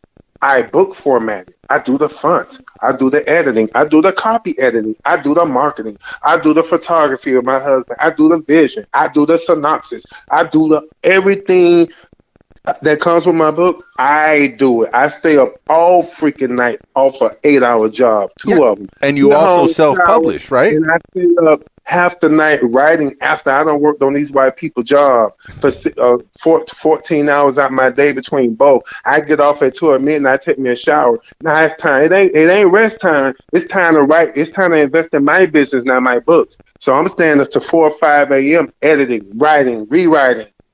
And then I go to sleep at 6. I get a couple hours sleep, maybe 4 hours sleep. I get up and go to work. I do it 5 days a week. I got Tuesday and Wednesday off. That's my rest time. But I don't rest. I'm writing. Yeah. I have to put in the same amount of energy I put into these white people jobs. I got to put into myself. Yeah, because eventually but you I want to be my own boss. You still haven't signed with anybody, right? You're still self-publishing. How does that work? I'm still independent. I have a distributor, Lightning Source, and they don't just take anybody. And I started at Lulu, where even the crackheads can publish a book. I did see something about Lulu in there. What is Lulu, that? You can publish any book you want, and you go pay like $30 for a paperback copy or a highway ripoff. And I started with them. That's how I got my start. Right. And how I found out about Lightning Source, my book started selling, and Lulu was making a killing off of me. And a killing. And I remember this professional lady did my book cover. One of them websites where they do book covers, I hit it up, and she read my book and loved it. She said, "The king of erotica." Oh my God! She was like, "I know I'm a white woman, no offense, but ooh, you had me wet. Oh my God! Your mind is so dirty, but it's so masterful." She said, "Why are you going with Lulu?" I said, "Because I don't need no publisher to tell me what I can and can't write. What's to this, to that." She said, "Baby, cut out the middleman." I said, "What the hell are you talking about?" She said, "Could I have your phone number?" I said, "Sure." This is God showing me how the universe, when you speak something and like attracts like, and you speak it, God will bring everything and everybody in every avenue that leads to what you spoke, go guide you to it unknowingly. You go find these people, and it's going to be suddenly. You ain't going to really know it's there, know it's coming. It's going to get you to where you're going. She was that person. And she said Lulu uses Lightning Source, another distributor. So what they do, they pay Lightning Source to publish the amount of books you want. You're paying for that. Then they charge an extra $6 on top of that. That's how they get their profit. And then you only get $2 out of the whole pie. So Lightning Source get the big chunk of the pie. Lulu get the next big chunk of the pie. And I get 2 mother effing %. And I'm the bitch that stayed up all effing night writing my stuff. And when that white lady told me that, I said, "Are you kidding me?" She said, "So why not write Lightning Source directly? Set up an account. I'll refer you to where you could be your own publisher, get your own ISBN registration through brokers, all through your name, all in your name. It all belongs to you." This white lady. Another little angel on your corner. So I went to Lightning Source. Remember, so they got with me quickly. And next thing I know, my book's on sale in 30 countries on Amazon. It's on Barnes and Noble. It's everywhere. It's on the pop-ups. I was at the library one day. This girl was on the computer, and a pop-up with my autobiography that popped up in the face. I said, "Yeah." She said, "What the fuck wrong with you?" I said, "That's me. That's me." She said, "Oh my God, that ain't you." I'm in the public library. "We got an author." Oh my God. And everybody look around the computer. "Oh my God, that's you." I said, "Oh my God, the pop-up." I'm crying like Beyonce on screen. But it was just nice to see a pop-up with your book, and it say Barnes and Noble on top, and an advertisement that I didn't pay for, all thanks to this distributor when I cut Lulu, the middleman, out of the picture. I could see how you get all excited. That's your baby out there. You birthed that thing. Not only that, I could price my books myself to where Lulu ain't getting a big chunk, and they ain't getting a big piece. Guess who get the big piece of the pie? Me. All the distributor get is the cost of printing of the book, which for me is like $3 per book. I sell my books, 20 books for $17.95. Right. I got $14.95 profit. All they got is $3 to print each book, if you get what I'm saying. And I order it myself. It's online. I could order them in bulk. Let's say if I want 100 books. I'm paying $300 and some for 100 books with 300 some pages or more that I'm selling myself professionally. They ordered through Lulu. Lightning Source is fulfilling the orders with no extra charge to me. All because I cut Lulu, the middleman, out the picture. So this is how I sell my books. So when they buy my books, they go directly to my bank account quarterly. You get a quarterly report, what title sold, how many, what region, how many this, that. If you want to have it available internationally, you select the international option. Now it's in Germany, it's in France, it's in Czechoslovakia, it's in China. It's not in that language, it's in the English language, but it was selling in those countries when word of mouth on Facebook through my life and the interviews. I did over, I think in my career, in the past 15 years, I did over 490 different blog talk radio programs, including this one right here, of bloggers that found me. Well, a lot of times in those countries, they want to learn English, and what better way to learn English than by reading your book? And there's some freaks in the world, I find out. I mean, the sanctified and holy people that walk around towing the Bibles are the biggest freaks in the world. I might agree. My erotic book it was #1 in 40 different church book clubs. And this is erotica with cursing. It's #1. And I'm like, are you kidding me? Now, I got church people want to have, you know how they have the little book club meetings? Today's book club is the king. These fans of mine, and they reading your book together and want you to read it. And I'm very hands-on because I'm independent. I go to their home in their living room with the candles and the wine with 8, 9, 10 women and men, all with my book, and we're reading it together and we're talking about it. And I don't think for myself it really sunk in all of this, and it explains why I went through what I went through. The devil tried to destroy me early. Even from false rumors, false allegations, you name it, it's been done to me. And no matter how much it hurt, I never stopped praying. I kept moving. Sometimes I had to keep crawling or crawl before I walk again, but I always kept moving, no matter how much it hurt, no matter what a bitch said, no matter what my mammy said, no matter if they can accept my sexuality or not. I basically said, fuck the world. Got thrown out my mama's house. I was homeless for 8 months, and I loved it because I got me a gym membership. 24 hour when Shaq was on the Heat team, and they built the Shaq gym, and they turned it into 24-hour fitness. It was 24 hours. Hey, got me a job and a gym membership. I had me a shower. Yeah, I was homeless, but I had me a haircut, a shower, clean clothes. I washed my clothes in the shower at the damn gym. Yeah. Then I went to the wash house when I got paid and washed my clothes, so I was never dirty. Homeboy was homeless, but homeboy was classy and homeboy was flawless. A bitch didn't know I was homeless. Only I knew. I believe it. I believe it. My goodness. So are you still making revenue from the Amazon sales? I could put that link up. No, because when I went through life, I took all that stuff down.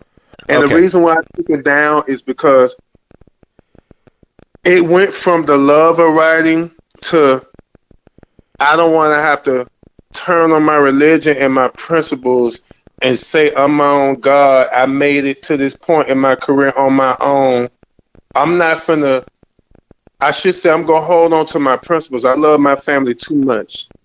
I love me too much I don't want to have to sell my soul to get to the next level. Well, that's not how I want to do it. And it just seems like that's the way of the entertainment industry across the whole spectrum. It's like people are doing unnatural things. And like Denzel Washington just said in the interview, they're not concerned with the truth with an artist. They want to create an image and push that in your face as the truth. A lot of these marriages are arranged business deals. Like Ben Affleck. Remember the Ben Affleck, Jennifer Lopez business arrangement. Once the movie deals dries up, they split up, they move on. I don't want to be turned into none of that with my art. I don't want to have to get cocky with it, get on TV, get on Ellen. Hey, win an award, NAACP, and I speak that. Book of the year, and I get up there in front of the mic. I want to thank my publisher. I want to thank my agent. You thank everybody, but who gave it to you? The Lord. And it's not really many people doing that anymore if you're really paying attention. They thanking everything and you got a handful of people that do, but you got to ask them what God are they thanking. Because, people have different forms of it. But they don't do that anymore. Like Whitney Houston back in the day, I thank you, Jesus. Like Janet, I thank you, God. Like Michael, I want to thank my Heavenly Father. They don't do that anymore in the millennial age of music. Now they thank everybody but that. And that's scary to a person like me. It reminds me why I'm independent. Janet says she'll never sign another record deal because she's independent. Her name sells her stuff. She owns her masters. She has her own record label, and her new album Black Diamond coming in on her own label.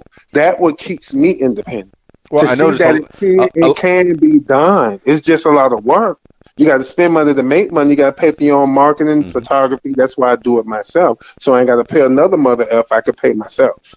Well, I noticed a lot of the artists are re-recording their music so they can own their own masters, so they can cut out the distributors and the record labels. Exactly. So the thing with independency with me, I own my masters and my publishing and my manuscript all for real. Okay, so it looks like Amazon is still selling your book, and you're not getting a penny off of that. No, that's what they call secondhand. What they call secondhand sale, that's people that bought my book and turn around and sell it for that price. So it's like through secondhand sellers, that kind of stuff. I have no control over that, but I really don't care because they already paid for. I already got my money from them. Yeah, that's no different. Some of that stuff is they're trying to get $500 and $800 out of that. So. Some of them have, and I'm flattered. It's telling me I'm worth more than I thought. Hey, it's not. I'm not losing no money. It's like if Janet Jackson signed my vinyl record. I bought this vinyl record for $20. Janet, can you sign it? She signed it, and I go on eBay and I sell this record for $500. She can't sue me because I exchanged money for a good. Your record, it becomes my property. It becomes mine. You signed it. I can sell it if I want to. Right. That's what they did with my books. So, some of them books I've signed, I've autographed. It's out of print right now because they're not available. So the price went up on it, and it flatters me. It really flatters me that, damn, somebody's selling my book for $800. Damn. So Larry Wilson Jr., Dapharoah69, how do people get a hold of your books? How would you like them to contact you? Directly through me. I'm doing it in ebook form right now. Where? I can give my not website, because I don't have a website. They just so untraditional. You can hit me up by email or through my social media. Okay. And where? It is Jabril Wilson with a J. Instagram sexy1305-786, which my husband runs for me, because I'm doing so many things. He runs it for me, but I tell him what I want on there and stuff like that. Or they can hit my email, Dapharoah_69@yahoo.com, and hit me up that way. They will be available paperback form, all of them again. Well, within the next couple months, now that I'm back on my feet, now that I'm back where I was 5 years ago. But it's baby steps. I want to take my time. That's why I say I'm not giving this book no release date, so it ain't no pressure. So I'm looking to have it out by the summer. So it'll be by the summer. It'll be out. It'll be packaged. New photo shoot. I got long hair now, so I don't have the long brush cut no more. I done lost 45 pounds, so I haven't seen my V shape since I was 24. And I'm looking at it right now because that beer belly is gone, the sexy man back, and I got everything I'm fell into place. So that's how you can reach me, and I can sell you the ebook that way, like that, until they're physically available again. So they can still get their hand on my work where I'm still in control of how it's released and how it's distributed.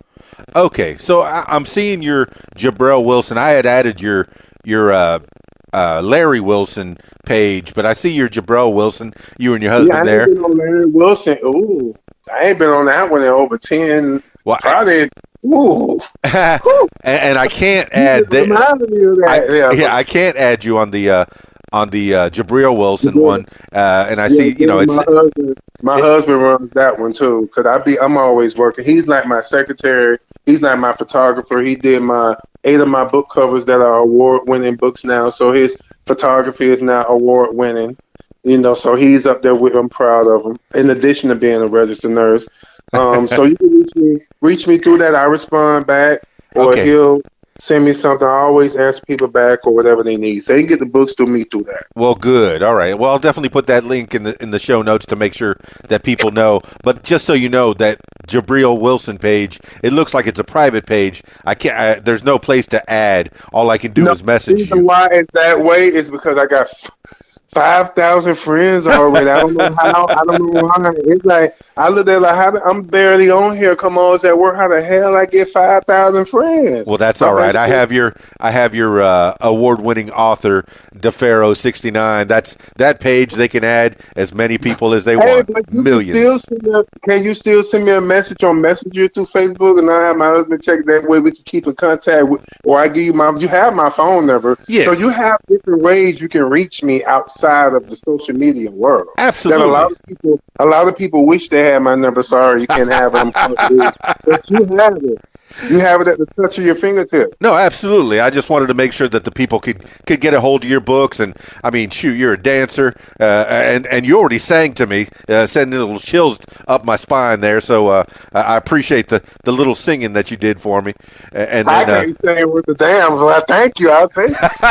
Well, you sang a little Jackie Wilson for me a little earlier, so that was nice. Sam Cooke. Sam Cooke. Cool. That's right. You send me. You send me. Yes. Yeah, it's cool for me because just thinking about what I've been through, just hearing me say it out loud, just the whole struggle, it lets me know how strong I really am. And I get that strength from my mother, and I get that strength from my spouse. This man has been through up and down, my lowest, my highest, when I had it, when I didn't have it, when I had money and I was broke, where I couldn't afford a soda. My babe never left my side. Most women would have left me by now. You ain't got no job. You ain't $3,000 a month. Bitch, you can't afford me. But him, I'm his first everything. He was never been in a relationship when we met. I was a hoe, super thought, however you want to say it. Sean, foot dragging. I was like Smokey Robinson said, you better shop around. And baby, I bought the whole damn plaza. I lived my life. But to meet someone like him, I was broken. I was bitter. I just wound up with HIV. I didn't know how to accept it. Oh. I thought about suicide. This man came into my life, and I prayed to God. I said, I don't care who he is. I don't care if it's a woman or a man. I'm tired of being hurt. Right. I'm tired of being used as a trophy. I want this person to be made just for me. And 2 weeks later, this guy hit me up online. This heavyset guy who is not even my type. He wasn't even my type. The nice body is my type, but the nice body is what got me HIV. Mm-hmm. So I wasn't blinded by the abs anymore. Mm-hmm. It was am I going to open myself up to do something outside the norm? Date a big guy and see how it is. And I wound up loving him more than anything in this world. Yeah. This man has been by my side, and I'm his first everything. He would not, no matter how bad it looked, he would not leave me. He had places to go. He would not go if I couldn't come. He didn't care if it was his mama or whoever. If my husband can't come, I'm not coming. And he would stay with me no matter what. He would sleep out there when I was waiting for that first bus to run at Dave and Buster's from midnight to 6 in the morning. He was there at that bus terminal with me in the pitch dark with the ball clothes. We laying on pillows, being ate up by mosquitoes. Got to use the bathroom. There's no toilet nowhere. This man was by my side through it all, and he's still there. And the magical part about it is when he pulled up in the driveway in the turquoise van 13 years ago. Yeah. And I looked into his eyes 2 weeks after I said that prayer. Something told me, meet your husband. And he already had my last name. What? Oh, because I noticed it said John Wilson. He's a different set of Wilsons. We're not related. My dad from California. They've never been. My grandfather verified that. Yeah, I suspected not. Okay. He already had my last name, Wilson. And I looked at God. You got a sense of humor. People saying two guys together is wrong, but I prayed for this. And 2 weeks later, God sent me a person that was pure of heart, never been touched, never even been kissed. This is who God sent in my life. And almost 13 years later, he's still there. You do anything, he's a very quiet, gentle soul. He bakes cakes from scratch. He's very motivated. He sings his ass off. He loves taking care of people. 18 years as a nurse. He's very multifaceted, but you touch a hair on my head. He don't deal with people. He don't go around people. I'm there in the street party. He either in the room, YouTube, watching old Whitney Houston videos, watching the LGBT shows like Triangle and Free Fall and Real Eyes, Real Lies, stuff like that online. I'm not into those shows because I was into Free Fall, but a lot of these LGBT, however you say the every letter alphabet, and I heard they added two in the I. I know they added a bunch. I can't keep up. Y'all gonna put it? I'm gay saying how many letters y'all gonna put in the alphabet? The LGBT, and the latest thing, and it's LGBTQI, and I said no, it's LGBTQ kiss my ass. I'm not saying all those. I'm not gonna let a group. I'm glad you're as frustrated as I am, man. I'm all for everybody equal. That's fine. I don't need no group of letters telling me how to act. And like that, what was the LGBT when I was being abused? What was the LGBT when that prostitute tried to sell me coochie for $7 when I was 7 years old? Right. So what was the LGBTQISTUVWXYCCYY to the second square of 5? What was that shit at then? I don't like the labels. I get it. I don't like labels. I don't need no. I appreciate the LGBTQISTUV help people, but I can help myself. I've been helping myself since before the internet came along, and I knew there was an LGBTQISTUV RSVP Hennessy White. All right. I think we're going to end this on a high note. Let's take it home, man. I've had a good time talking to you. Usually I end up with, just letting you have some last words for the people. And, if when this book comes out in the future, I hope we talk again and you can promote it. You're going to get a copy of it before I put it out. It's going to be a promotional copy. I have a couple out now. Yeah. A couple copies out, but what they don't understand is when I release it, it won't be what y'all have. I split the first book. It was like 400 some pages. I split it into two books. So now there's book one and book two. That's and smart. there's so much stuff to both of them. So the version that's out promotional wise now that everybody, oh, I got Diary about Hey Bitch Y'all should be all reading it. I said, yeah, the book y'all bubble, but that's not the official version. That book y'all got had to split into two, and everything you done read, I done changed it all. Oh, don't be like that. It's still valuable. I gotta be like that. You can't, put out a product and people done read it already. I did it to create buzz again because I hadn't published the book for 4 years.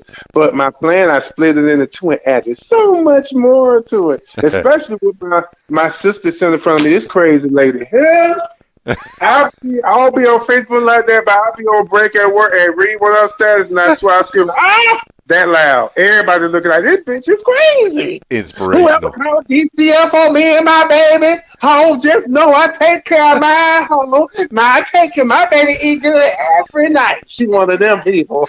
She one of them. And this inspired Tasha some more in Diary of. I kept that same energy she had. So what I want to leave is this. Yes. Two things. One, he who does not cultivate his field will die of hunger. That's a Guinean proverb. This is what I live by, and this is the source of my writing.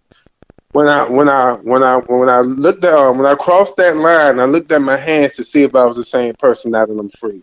Harriet Tubman, who was a nurse and also inspired for the government. She was bigger than the Underground Railroad. That's what I live by. And in complete darkness, we're all the same. It is only our knowledge and wisdom that separates us. Don't let your eyes deceive you. The closing of the Rhythm Nation album that I remember 30 years later with the bells in the background with Janet Jackson. Those three quotes shaped my writing. So write to express yourself. When you write to impress people, you're going to fall flat on your damn face. And readers are so avid, they can read something and know you're just saying something for shock value. No, you're just saying this to impress. Me, my motto has always been, I write to stimulate and educate. I don't give a damn who like what I write. I don't give a damn about none of you saying this, to that. You can kiss my ass. That's not why I write. What did you get from it? I understand the book is erotica. So this lady, I remember she's saying, how can you be the king of erotica and you're gay? I said, okay. How are you sanctified and holy and your coochie got blowed out since the 9th grade and God said wait to marriage? That's how I always get my reaction. Because you're not going to come at me about my writing and about my art because I'm sensitive about my shit and my Erykah Badu voice. I am the king of erotica because I said I am. I've been doing this for 34 years since I knew I was the king of anything.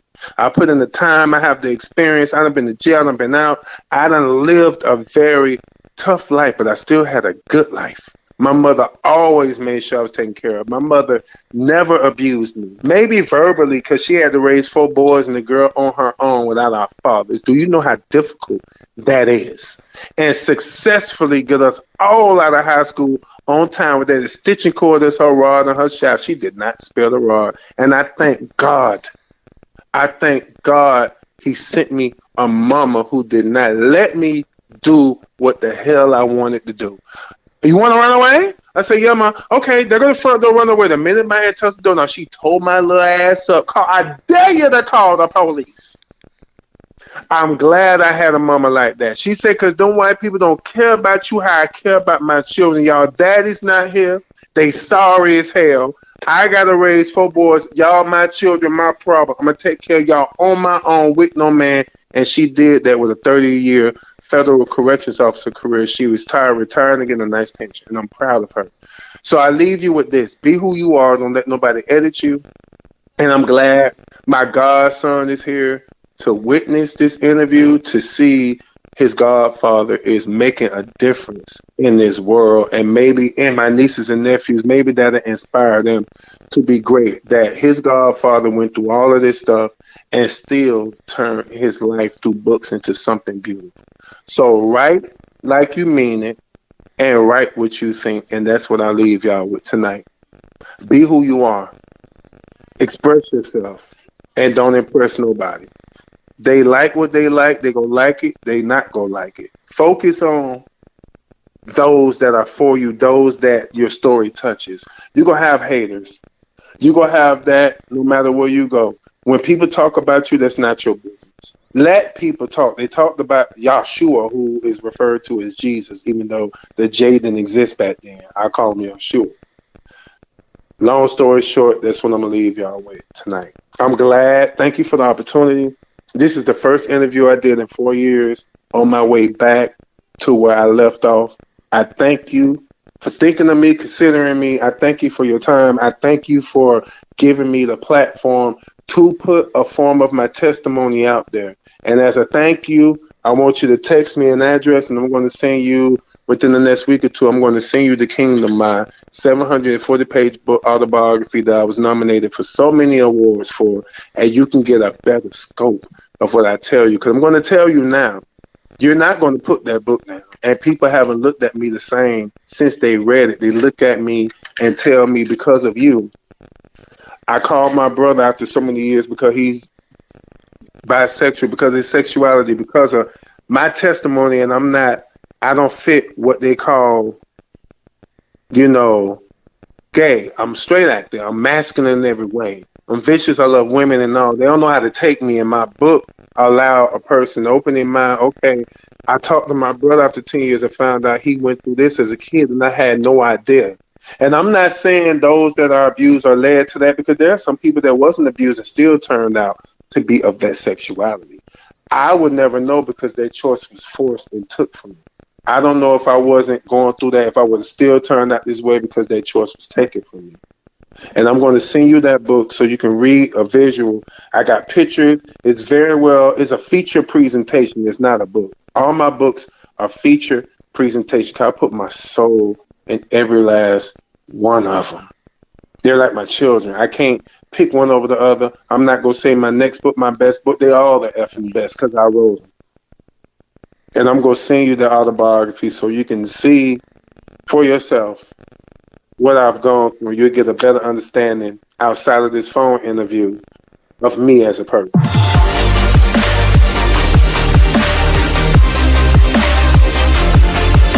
There you have it, party people. Dapharoah69, the king of erotica, amongst other things. The man's had a life of ups and downs, hardships, good times, and on through it all, he's become a creator. Through pain comes creativity. Through life experience comes creativity. And that's what Larry Wilson Jr., Dapharoah69, has come through it all. And I'm so happy that I had a chance to talk to him. And I'm so happy that you had a chance to listen to a bit of his story. And when that new book comes out, I think I'm going to give another talk to him, make sure that he gets some good promotion and make sure that, hey, I'll do whatever I can to help him, get those sales up and keep his life going. It looks like he's got a good family life, very family oriented. I'm kind of excited that his family was going in and out of the house, so we got a little bit of their voices on the podcast as well. So that was pretty cool, a little bonus. So thank you so much, Larry Wilson, Dapharoah69. I love that, Dapharoah69. That is your nom de plume, your writing name. That's great. Well, that's it for this edition of What Makes You Famous. If you want to tell your story, I encourage you to give me a call at 501-470-6386 or email info@radiowhat.com. That's it for me. It's Keys Dan, radiowhat.com, djlittlerock.com. Peace. I'm out of here. Be on Radio What. Call 501-470-6386. Say your name, where you're from, and you're listening to What? The music you want is on RadioWhat.com. If you like what you hear, follow What Makes You Famous social media. Use the hashtag What Makes You Famous. Follow on Facebook at What Makes You Famous. Follow on Instagram at What Makes You Famous. Follow on Twitter at Makes Famous. And follow on YouTube at Keys Dan. Leave What Makes You Famous podcast a review and subscribe. Listen to What Makes You Famous podcast on Podbean, iTunes, YouTube, Stitcher, Google Podcasts, and Spotify, and almost anywhere you find podcasts. Tell your story on my podcast, What Makes You Famous. Call 501-470-6386 and leave a message to set up a time. You can support What Makes You Famous using the PayPal link, paypal.me/KeysDan. Email info@radiowhat.com. What Makes You Famous podcast is a production of Keys Dan Enterprises Incorporated at keysdan.com. Thank you for listening. Radio What? The music you want with some great quotes. If you believe everything you read, you better not read. Japanese proverb. The music you want. RadioWhat.com.